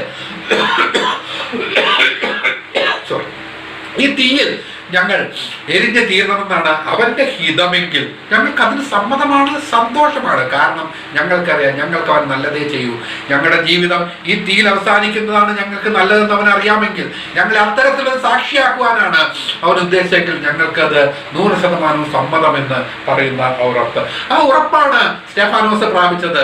എറിയുവാൻ കല്ലുകൾ കൊണ്ട് വരുന്നവർക്ക് നോക്കി എഴുന്നേറ്റ് നിൽക്കുന്ന കർത്താവിനെ കണ്ട്, ദൈവത്തിന്റെ അടുക്കൽ എഴുന്നേറ്റ് നിൽക്കുന്ന കർത്താവിനെ കണ്ട് ഉറക്കം വിളിച്ച് പറയുന്നത് തന്നെ രക്ഷിക്കണമേ എന്നല്ല, ഇവരോട് ക്ഷമിക്കണമേ എന്നുള്ള എന്തൊരു ഉദാത്തമായ ഉറപ്പാണ് അവിടെ സ്റ്റെഫാനോസ് പ്രാപിച്ചത് എന്ന് നാം ഓർക്കണം. അപ്പോൾ ഈ ഒരു ഉറപ്പാണ് വിശ്വാസം പ്രാപിക്കേണ്ടത്. എൻ്റെ ജീവിതത്തിൽ എന്തും സംഭവിക്കാനും, അത് ഇവിടെ ഒരു അപകടമാണ്, മരണമാണെങ്കിലും തീച്ചുളയാണെങ്കിലും എന്ത് തന്നെ സംഭവിച്ചാലും അവനറിയാതെ എൻ്റെ തലമുടി പോലും എണ്ണപ്പെട്ടിരിക്കുന്നെന്നും അവനറിയാതെ എൻ്റെ ജീവിതത്തിൽ ഒന്നും സംഭവിക്കില്ല എന്നും, എന്തവൻ എൻ്റെ ജീവിതത്തിൽ എനിക്കായി നിർണയിച്ചിരിക്കുന്നു അതെൻ്റെ ജീവിതത്തിൽ എൻ്റെ നന്മയ്ക്കായിട്ടാണ് എന്ന് ഉറച്ച് വിശ്വസിക്കുന്നവനാണ് ഒരു ദൈവമകൻ. ദൈവമക്കളെ, ആ വിശ്വാസം പ്രാപിച്ചവർ, ആ വിശ്വാസത്തിലേക്ക് നടന്നെടുക്കുവാനാണ് ദൈവവും ദൈവവചനവും നമ്മെ എല്ലാവരെയും നടത്തുന്നത്. ദൈവമക്കളെ, അതോർത്ത് നമുക്ക് ദൈവത്തെ സ്തോത്രം ചെയ്യാം. വീണ്ടും അടുത്തൊരു കാര്യം, കോഴി കുഞ്ഞുങ്ങളുടെ ചിറകിൻ കീഴിലായിരിക്കണം, അത് തൻ്റെ മക്കളായിരിക്കണം. നമുക്ക് നല്ല ഉറപ്പുണ്ടായിരിക്കണം. എന്താണ് ഉറപ്പ് വേണ്ടത്? ഈ കോഴിയുടെ ചിറകിൻ കീഴിൽ ഞാൻ ആശ്രയിച്ചു കഴിഞ്ഞാൽ അത് എന്നെ സംരക്ഷിക്കാൻ ശക്തനാണ്, ഞാൻ പ്രാപ്തനാണ് എന്നുള്ളൊരു ഉറപ്പാണ് എനിക്ക് പ്രാപിക്കേണ്ടത്. അടുത്തതായിട്ട് ഞാൻ പ്രാപിക്കേണ്ട, അല്ലെങ്കിൽ എനിക്കൊരു കാര്യം ഉണ്ടായിരിക്കേണ്ടത്, ഞാൻ അവൻ്റെ ശബ്ദം കേൾക്കണം. ഒരു കോഴി തൻ്റെ കുഞ്ഞുങ്ങളെ വിളിക്കുന്ന സമയത്ത് ആ കേൾക്കാവുന്ന ആ അടുപ്പത്തിൽ ഞാൻ ആ കോഴിയുടെ ആ ചുറ്റിൽ നിന്ന്, ആ അമ്മക്കോഴിയുടെ ചുറ്റിൽ നിന്ന് മാറരുത്. ഞാൻ ആ പരിസരങ്ങളിലൊക്കെ തന്നെ ഞാൻ ഉണ്ടായിരിക്കണം. അവൻ്റെ ശബ്ദം കേൾക്കണം. ആ ശബ്ദം എന്ത് പറയുന്നു എന്ന് ഞാൻ ഗ്രഹിക്കണം എന്ന് മാത്രമല്ല, ഞാൻ അത് അനുസരിക്കണം. ഈ 3 കാര്യങ്ങളാണ്. ഞാൻ ആ ശബ്ദ പരിധിക്കുള്ളിലായിരിക്കണം, ആ ശബ്ദം എനിക്ക് കേൾക്കുവാൻ കഴിയണം, എനിക്ക് ആ ശബ്ദം എന്താണ് ആ ശബ്ദത്തിന്റെ അർത്ഥം എന്ന് എനിക്ക് ഗ്രഹിക്കുവാൻ കഴിയണം, ഞാൻ ആ ശബ്ദത്തെ അനുസരിക്കണം. ഈ 3 കാര്യങ്ങളാണ് അടുത്തതായിട്ട് നമുക്ക് ചിന്തിക്കേണ്ട ഒരു കാര്യം. അപ്പോൾ നമ്മൾ ആ പ്രോക്സിമിറ്റി മാറുക, നമ്മൾ ആ അടുപ്പം, ആ ഏരിയ, നമുക്ക് ദൈവത്തിൽ നിന്ന് അകന്നവരായിരിക്കരുത്. എപ്പോഴും ദൈവത്തോടുള്ള ആ സാമീപ്യം നമുക്കൊരിക്കലും വിട്ട് പോകരുത്. ദൈവ സാന്നിധ്യം അനുഭവിച്ചുകൊണ്ടായിരിക്കണം ഈ ഭൂമിയിലെ നമ്മുടെ ജീവിത വൃത്തിക്കായിട്ട്. ഇപ്പൊ കോഴിക്കുഞ്ഞുങ്ങൾ ഇര തേടുവാനോ കളിക്കുവാനോ പുറത്തിറങ്ങുമ്പോഴും ആ സാമീപ്യത്തിൽ നിന്ന് വിട്ടുമാറാതെ ആ സാമീപ്യത്തിന്റെ ഉള്ളിൽ നിന്നുകൊണ്ടാണ് നാം നമ്മുടെ കാര്യങ്ങൾ നിർവഹിക്കുന്നത്. ഈ ഒരു ഉറപ്പാണ് അടുത്തതായിട്ട് നാം പ്രാപിക്കേണ്ടത്. നമുക്കൊരു ഉദാഹരണം പറയാം. ആ ശബ്ദം നാം കേൾക്കണം എന്ന് മാത്രമല്ല, അത് മനസ്സിലാക്കുകയും വേണം. ശൗലിനെ വിളിക്കുന്ന സമയത്ത് അപ്പോസ്തല പ്രവൃത്തികളുടെ 9-ാം അധ്യായത്തില് ശൗലേ ശൗലേ എന്ന് വിളിക്കുന്ന ശബ്ദം കേട്ടപ്പോൾ ശൗലി ചോദിക്കുന്നത്, നീ ആരാകുന്നു കർത്താവേ എന്നാണ്. ശബ്ദം കേട്ടെങ്കിലും കർത്താവിനെ തിരിച്ചറിയുന്നു. അവിടെ ചോദിക്കുകയാണ്, നീ ആരാകുന്നു കർത്താവേ എന്ന് ചോദിക്കുകയാണ് ശൗല്. ശബ്ദം കേട്ടെങ്കിലും അതാരാണെന്നുള്ളതിൽ ഒരു വ്യക്തത ഇല്ലാത്ത ആ ഒരവസ്ഥ. എന്നാൽ കുറച്ച് താഴെ നോക്കുമ്പോൾ അനന്യാസേ എന്നൊരു വിളിക്കുമ്പോൾ, അനന്യാസേ എന്ന് വിളിച്ച ഒന്നാമത്തെ വിളിക്കുക തന്നെ അവിടെ അനന്യാസ കർത്താവേ അടിയനിതാ എന്ന വിളി കേൾക്കുന്നു. ഇത് പരിചയമാണ്. അപ്പോൾ ശൗലിനില്ലാതിരുന്നതും അനന്യാസിനുള്ളതും ആ ദൈവശബ്ദത്തോടുള്ള ആ പരിചയമാണ്. ശൗലേ എന്ന് വിളിച്ചപ്പോൾ നീ ആരാകുന്നു കർത്താവേ എന്ന് ചോദിച്ചപ്പോൾ, അനന്യാസേ എന്ന് വിളിച്ചപ്പോൾ നമുക്ക് കേൾക്കാം അടിയനിതാ എന്ന് വിളി കേൾക്കുന്ന അനന്യാസിനെ നമുക്ക് കാണാം. ശാമുവേൽ ബാലനായിരുന്നപ്പോൾ ശാമുവേലിനെ ദൈവം വിളിച്ചപ്പോൾ ശാമുവേൽ തിരിച്ചറിയാതെ ഏലിയുടെ അടുക്കൽ ചെന്നപ്പോൾ പരിചയസമ്പന്നനായ ഏലി ശാമുവേലിനോട് പറഞ്ഞ് മനസ്സിലാക്കുന്നുണ്ട്, ഇനി നീ വിളി കേൾക്കുമ്പോൾ അടിയനോട് കൽപ്പിക്കാൻ പറയണം, ഇത് അടിയനെന്ന് വിളി കേൾക്കണം ഉപയോഗിക്കണമെന്ന് പറഞ്ഞിട്ട് പരിചയസമ്പന്നത അവിടെ ഉപദേശം അവിടെ വ്യക്തമായിട്ട് നമുക്ക് കാണാൻ പറ്റും. അപ്പോൾ ഈ ശബ്ദം നമുക്കൊരു പരിചിതമായിരിക്കണം. ഈ ശബ്ദം പിന്നെ ആരാണ് എന്നെ വിളിക്കുന്നത് എന്ന് ചോദിക്കാതെ തന്നെ ഈ ശബ്ദം എൻ്റെ ചെവിക്കൊരു പരിചിത ശബ്ദമായിരിക്കണം. ഒന്നാമത്തെ കാര്യം എന്താണ്? ഈ ശബ്ദം എന്നിൽ നിന്ന് അകന്നൊരു ശബ്ദം, എനിക്ക് പരിചയമില്ലാത്ത ഒരു ശബ്ദമായിരിക്കരുത്, എനിക്ക് പരിചിതമായ ശബ്ദമായിരിക്കണം. ഇതാണ് മത്തായി, അതല്ല ഇത് തന്നെയാണ് നമ്മൾ യോഹന്നാൻ സുവിശേഷം 10-ാം അധ്യായത്തിലൊക്കെ എൻ്റെ ആടുകൾ എൻ്റെ ശബ്ദം കേൾക്കുന്നു, അവർ അന്യരുടെ ശബ്ദങ്ങൾ അറിയുന്നില്ല, അവർ എൻ്റെ ശബ്ദം കേൾക്കുന്നു, അവർ എന്നെ അനുഗമിക്കുന്നു, ഞാനവരെ പേര് ചൊല്ലി വിളിക്കുന്നു. അപ്പോൾ എന്നെ പേര് ചൊല്ലി വിളിക്കുന്ന എൻ്റെ അപ്പൻ, എൻ്റെ അമ്മ, ആ തലത്തിലേക്ക് ആയ ഒരു ബന്ധത്തിലേക്ക് നമ്മൾ മക്കൾ വളരണം. എന്നെ പേര് ചൊല്ലി വിളിക്കുന്ന എൻ്റെ പിതാവ്, ആ ഘട്ടത്തിലേക്ക് എൻ്റെ വിശ്വാസവും എൻ്റെ പരിചയവും ദൈവശബ്ദത്തോടുള്ള എൻ്റെ പരിചയവും മാറണം. അപ്പോൾ തൻ്റെ ആടുകൾ തൻ്റെ ശബ്ദം കേൾക്കുന്നു, അവർ പേര് ചൊല്ലി വിളിക്കുന്നു, പുറത്തു കൊണ്ടുപോകുന്നു, അകത്ത് കൊണ്ടുപോകുന്നു, മേച്ചിൽ കണ്ടെത്തുന്നു. അങ്ങനെയുള്ള ഒരു ഇടയന്റെ പിറകെ നടക്കുന്നവർ പറയുന്നത് എന്താണ്? കൂരിരുൾ താഴ്വരയിൽ കൂടി നടന്നാലും ഒരനർത്ഥവും ഭയപ്പെടാത്ത തക്കവണ്ണം ആ ഇടയന്റെ ശബ്ദമറിഞ്ഞ് ആ ഇടയനെ അനുഗമിച്ച് ഇടയൻ നടത്തുന്നിടത്ത് മാത്രം നടന്ന് അവിടെ തന്നെ മേച്ചിൽ കണ്ടെത്തി, അവിടെ സ്വച്ഛതയുള്ള വെള്ളത്തിന്റെ അരികിലുള്ള വിശ്രമം കണ്ടെത്തി. ദൈവമക്കളെ, ഇതൊക്കെയാണ് ദൈവവചനം നമുക്ക് തരുന്ന ഉറപ്പും ഒരു ദൈവ പൈതൽ പ്രാപിക്കേണ്ട ദൈവിക വിഷയങ്ങൾ, ആത്മിക വിഷയങ്ങളും ഇതൊക്കെയാണ്. ഈ ശബ്ദം കേൾക്കുവാൻ, അവനെ അനുഗമിക്കുവാൻ, അവൻ്റെ നോട്ടത്തിൻ്റെ, അവൻ്റെ ശബ്ദപരിധിയിൽ നിന്ന് പുറത്ത് മാറാതെ അവിടെ ആയിരിക്കുവാൻ ഉള്ള ഒരു വലിയ കൃപയാണ് ദൈവമക്കളെ നമുക്ക് എല്ലാവർക്കും വേണ്ടത്. നമ്മൾ അവൻ്റെ ആ ദൂരത്തേക്ക് മാറിപ്പോകരുത്. കർത്താവ് പറഞ്ഞ ഒരു ഉപമയിൽ 2 പുത്രന്മാരുടെ ഉപമ പറയുന്ന സമയത്ത് നാം എല്ലാവരും അതിനെ വിളിക്കാറുണ്ട് മുടിയൻ പുത്രന്റെ കഥ. 2 പുത്രന്മാരുടെ കാര്യമാണ് പറയുന്നത്. അതിനകത്ത് ഒരു പുത്രനെ പറയുന്നത്, ആ പുത്രൻ അപ്പൻ്റെ മുതൽ വാങ്ങിച്ചു വളരെ ദൂരദേശത്തേക്ക്, അപ്പൻ്റെ ദൃഷ്ടി എത്താത്ത ഒരു സ്ഥലത്തേക്ക് മാറിപ്പോയി എന്നാണ് പറയുന്നത്. അപ്പൻ്റെ ആ പരിധിയിൽ നിന്ന് മകൻ വിട്ടുപോകുന്നു. അപ്പൻ്റെ സംരക്ഷണ വലയം വിട്ട് മകൻ തൻ്റെ സ്വന്തമായ ഒരു മേച്ചിൽ തേടിക്കൊണ്ട് ആ മകൻ അപ്പൻ്റെ സമ്പത്തുകൾ തന്നെ പോവുകയും അവിടെ ചെന്ന് വലിയ അപകടത്തിൽപ്പെട്ട് അവിടെ വെച്ചൊരു മാനസാന്തര അനുഭവം ഉണ്ടായി അപ്പൻ്റെ പക്കലേക്ക് തിരിഞ്ഞു വരികയും ചെയ്യുന്ന ഒരു മകനെയാണ് നമ്മുടെ മുടിയൻ പുത്രൻ എന്ന് പറയാറ്. അവിടെ നോക്കുക, അവിടെ സംഭവിച്ചത് എന്താണ്? അപ്പൻ്റെ സംരക്ഷണം വിട്ടിട്ട്, അപ്പൻ്റെ സംരക്ഷണ പരിധി വിട്ടിട്ട് മകൻ ദൂരദേശത്തേക്ക് യാത്രയാകുന്നു. എങ്കിലും ആ മകന് അവിടെ വെച്ച് നേരിട്ട പരീക്ഷകളിൽ നിന്നെല്ലാം അപ്പനെ പറ്റി വീണ്ടും ഓർമ്മ വരികയും മടങ്ങി വരുവാൻ ഒരു മനസ്സ് കാണിക്കുകയും ചെയ്യുന്നു. എന്നാൽ അവിടെ ഒരു മൂത്ത മകനുണ്ടായിരുന്നു. ആ മൂത്ത മകന് സംഭവിച്ചത് എന്താ? പുത്രനാണെങ്കിലും അവൻ അവകാശിയാണ്. നമ്മൾ നേരത്തെ റോമാലേഖനത്തിൽ വായിച്ചിട്ടുള്ള മക്കളെങ്കിലും അവകാശികളും ക്രിസ്തുവിന്റെ കൂട്ടവകാശികളാണ്. ഈ ബോധ്യം പ്രാപിക്കാതിരിക്കുക. ഒന്ന്, ഈ 2 അപകടങ്ങളാണ് ഒരു വിശ്വാസിക്ക് വരാൻ സാധ്യതയുള്ളത്. ഒന്നെന്താണ്? ഒന്ന്, നമ്മൾ ഈ പരിധി വിട്ട്, പിതാവിന്റെ പരിധി വിട്ട്, അപ്പന്റെ സംരക്ഷണ വലയം വിട്ടുകൊണ്ട് നാം വെളിയിലേക്ക് പോകുക.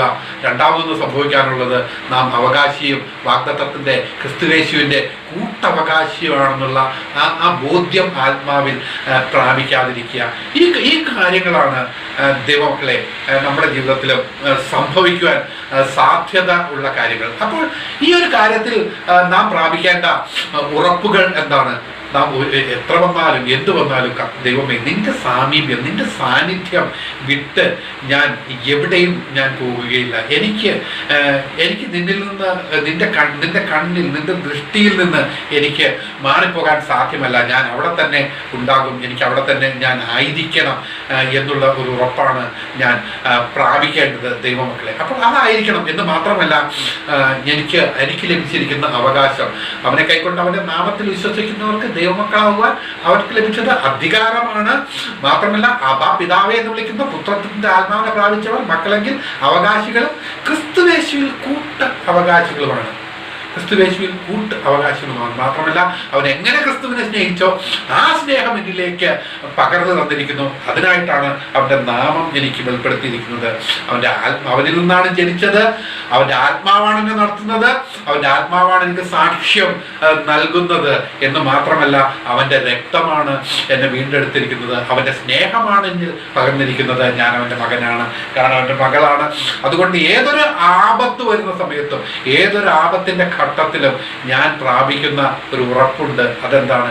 എനിക്കൊരു അഭയസ്ഥാനമുണ്ട്. അതെന്താണ്? അവൻ്റെ ചിറകിൻ്റെ നിഴലിൻ കീഴിലാണ് എൻ്റെ അഭയം എന്നുള്ള ആ ഒരു ഉറപ്പാണ് പ്രാപിക്കുന്നത്. ദൈവമക്കളെ, നാം ഇപ്പോൾ ഒരു വലിയ ആപത്തിൻ്റെ പിടിയിൽ കടന്നു പോകുന്നു. ലോകം മുഴുവൻ ആപത്തിൻ്റെ പിടിയിൽ കടന്നു പോകുന്ന സമയത്ത് ദൈവമക്കളായ നാം അനുഭവിക്കുന്ന സ്വസ്ഥത, നാം അനുഭവിക്കുന്ന ആ സാബോധം, ആ വിശ്രമം, അതെങ്ങനെയാണ് നമുക്ക് ലഭിക്കുന്നത്?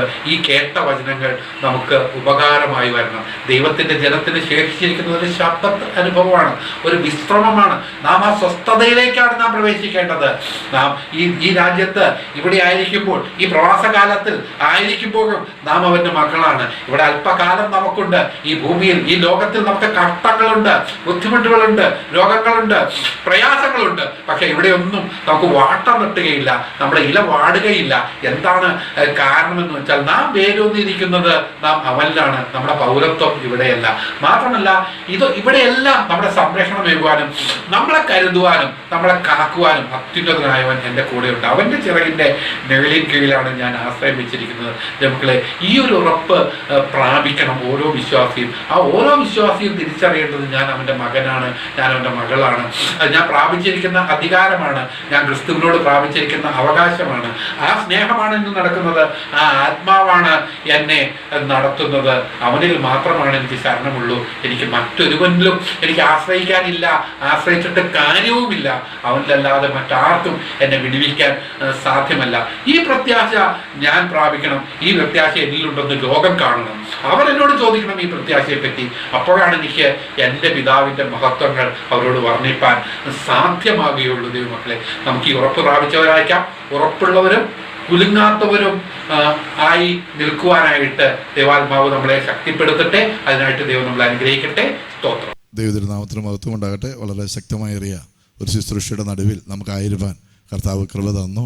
അനുഗ്രഹിക്കപ്പെട്ട ദൈവദാസന്മാർ നമ്മുടെ നടുവിൽ നിന്ന് വളരെ അനുഗ്രഹമായി നമ്മോട് സംസാരിച്ചു. നമുക്കറിയാം, പ്രിയപ്പെട്ട ജിച്ചേട്ടൻ നമ്മുടെ കൂട്ടു സഹോദരനാണ്. വളരെ ആഴത്തിൽ കർത്താവ് ദൈവദാസനെ എടുത്ത് ഉപയോഗിച്ചതിനെ ഓർത്ത് സ്തോത്രം ചെയ്യുന്നു. എൽദപ്പോളിനെയും ഓർത്ത് ദൈവത്തെ സ്തോത്രം ചെയ്യുകയാണ്. ദൈവമക്കളെ, ഇതെല്ലാം നമ്മുടെ ജീവിതത്തിൽ നമുക്കറിയാം. ഈ ദിവസങ്ങളെല്ലാം നാളെ എന്ത് സംഭവിക്കും എന്ന് പോലും അറിയാൻ കഴിയാത്ത, അതിന് രോഗവ്യാപനം വർദ്ധിക്കുകയാണോ, നാളെ നമ്മൾ ക്വാറന്റൈനിലേക്ക് പോകേണ്ടി വരുമോ, നമുക്കൊന്നും അറിയില്ല. എന്താണ് നാളെക്കുറിച്ച് നമ്മളോട് ചോദിച്ചാൽ നമുക്കൊരു മറുപടി പറയാൻ കഴിയാത്ത ഒരു കാലഘട്ടത്തിന് നടുവിലാണ് നമ്മൾ ജീവിക്കുന്നത്.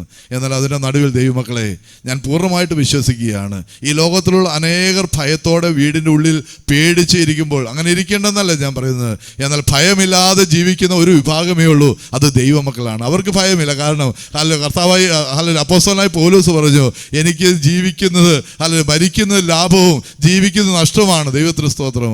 അതിന് ദൈവമക്കളെ, ആ മരണത്തെ ലാഭമെന്ന് എണ്ണിയത് പൗലോസാണ്.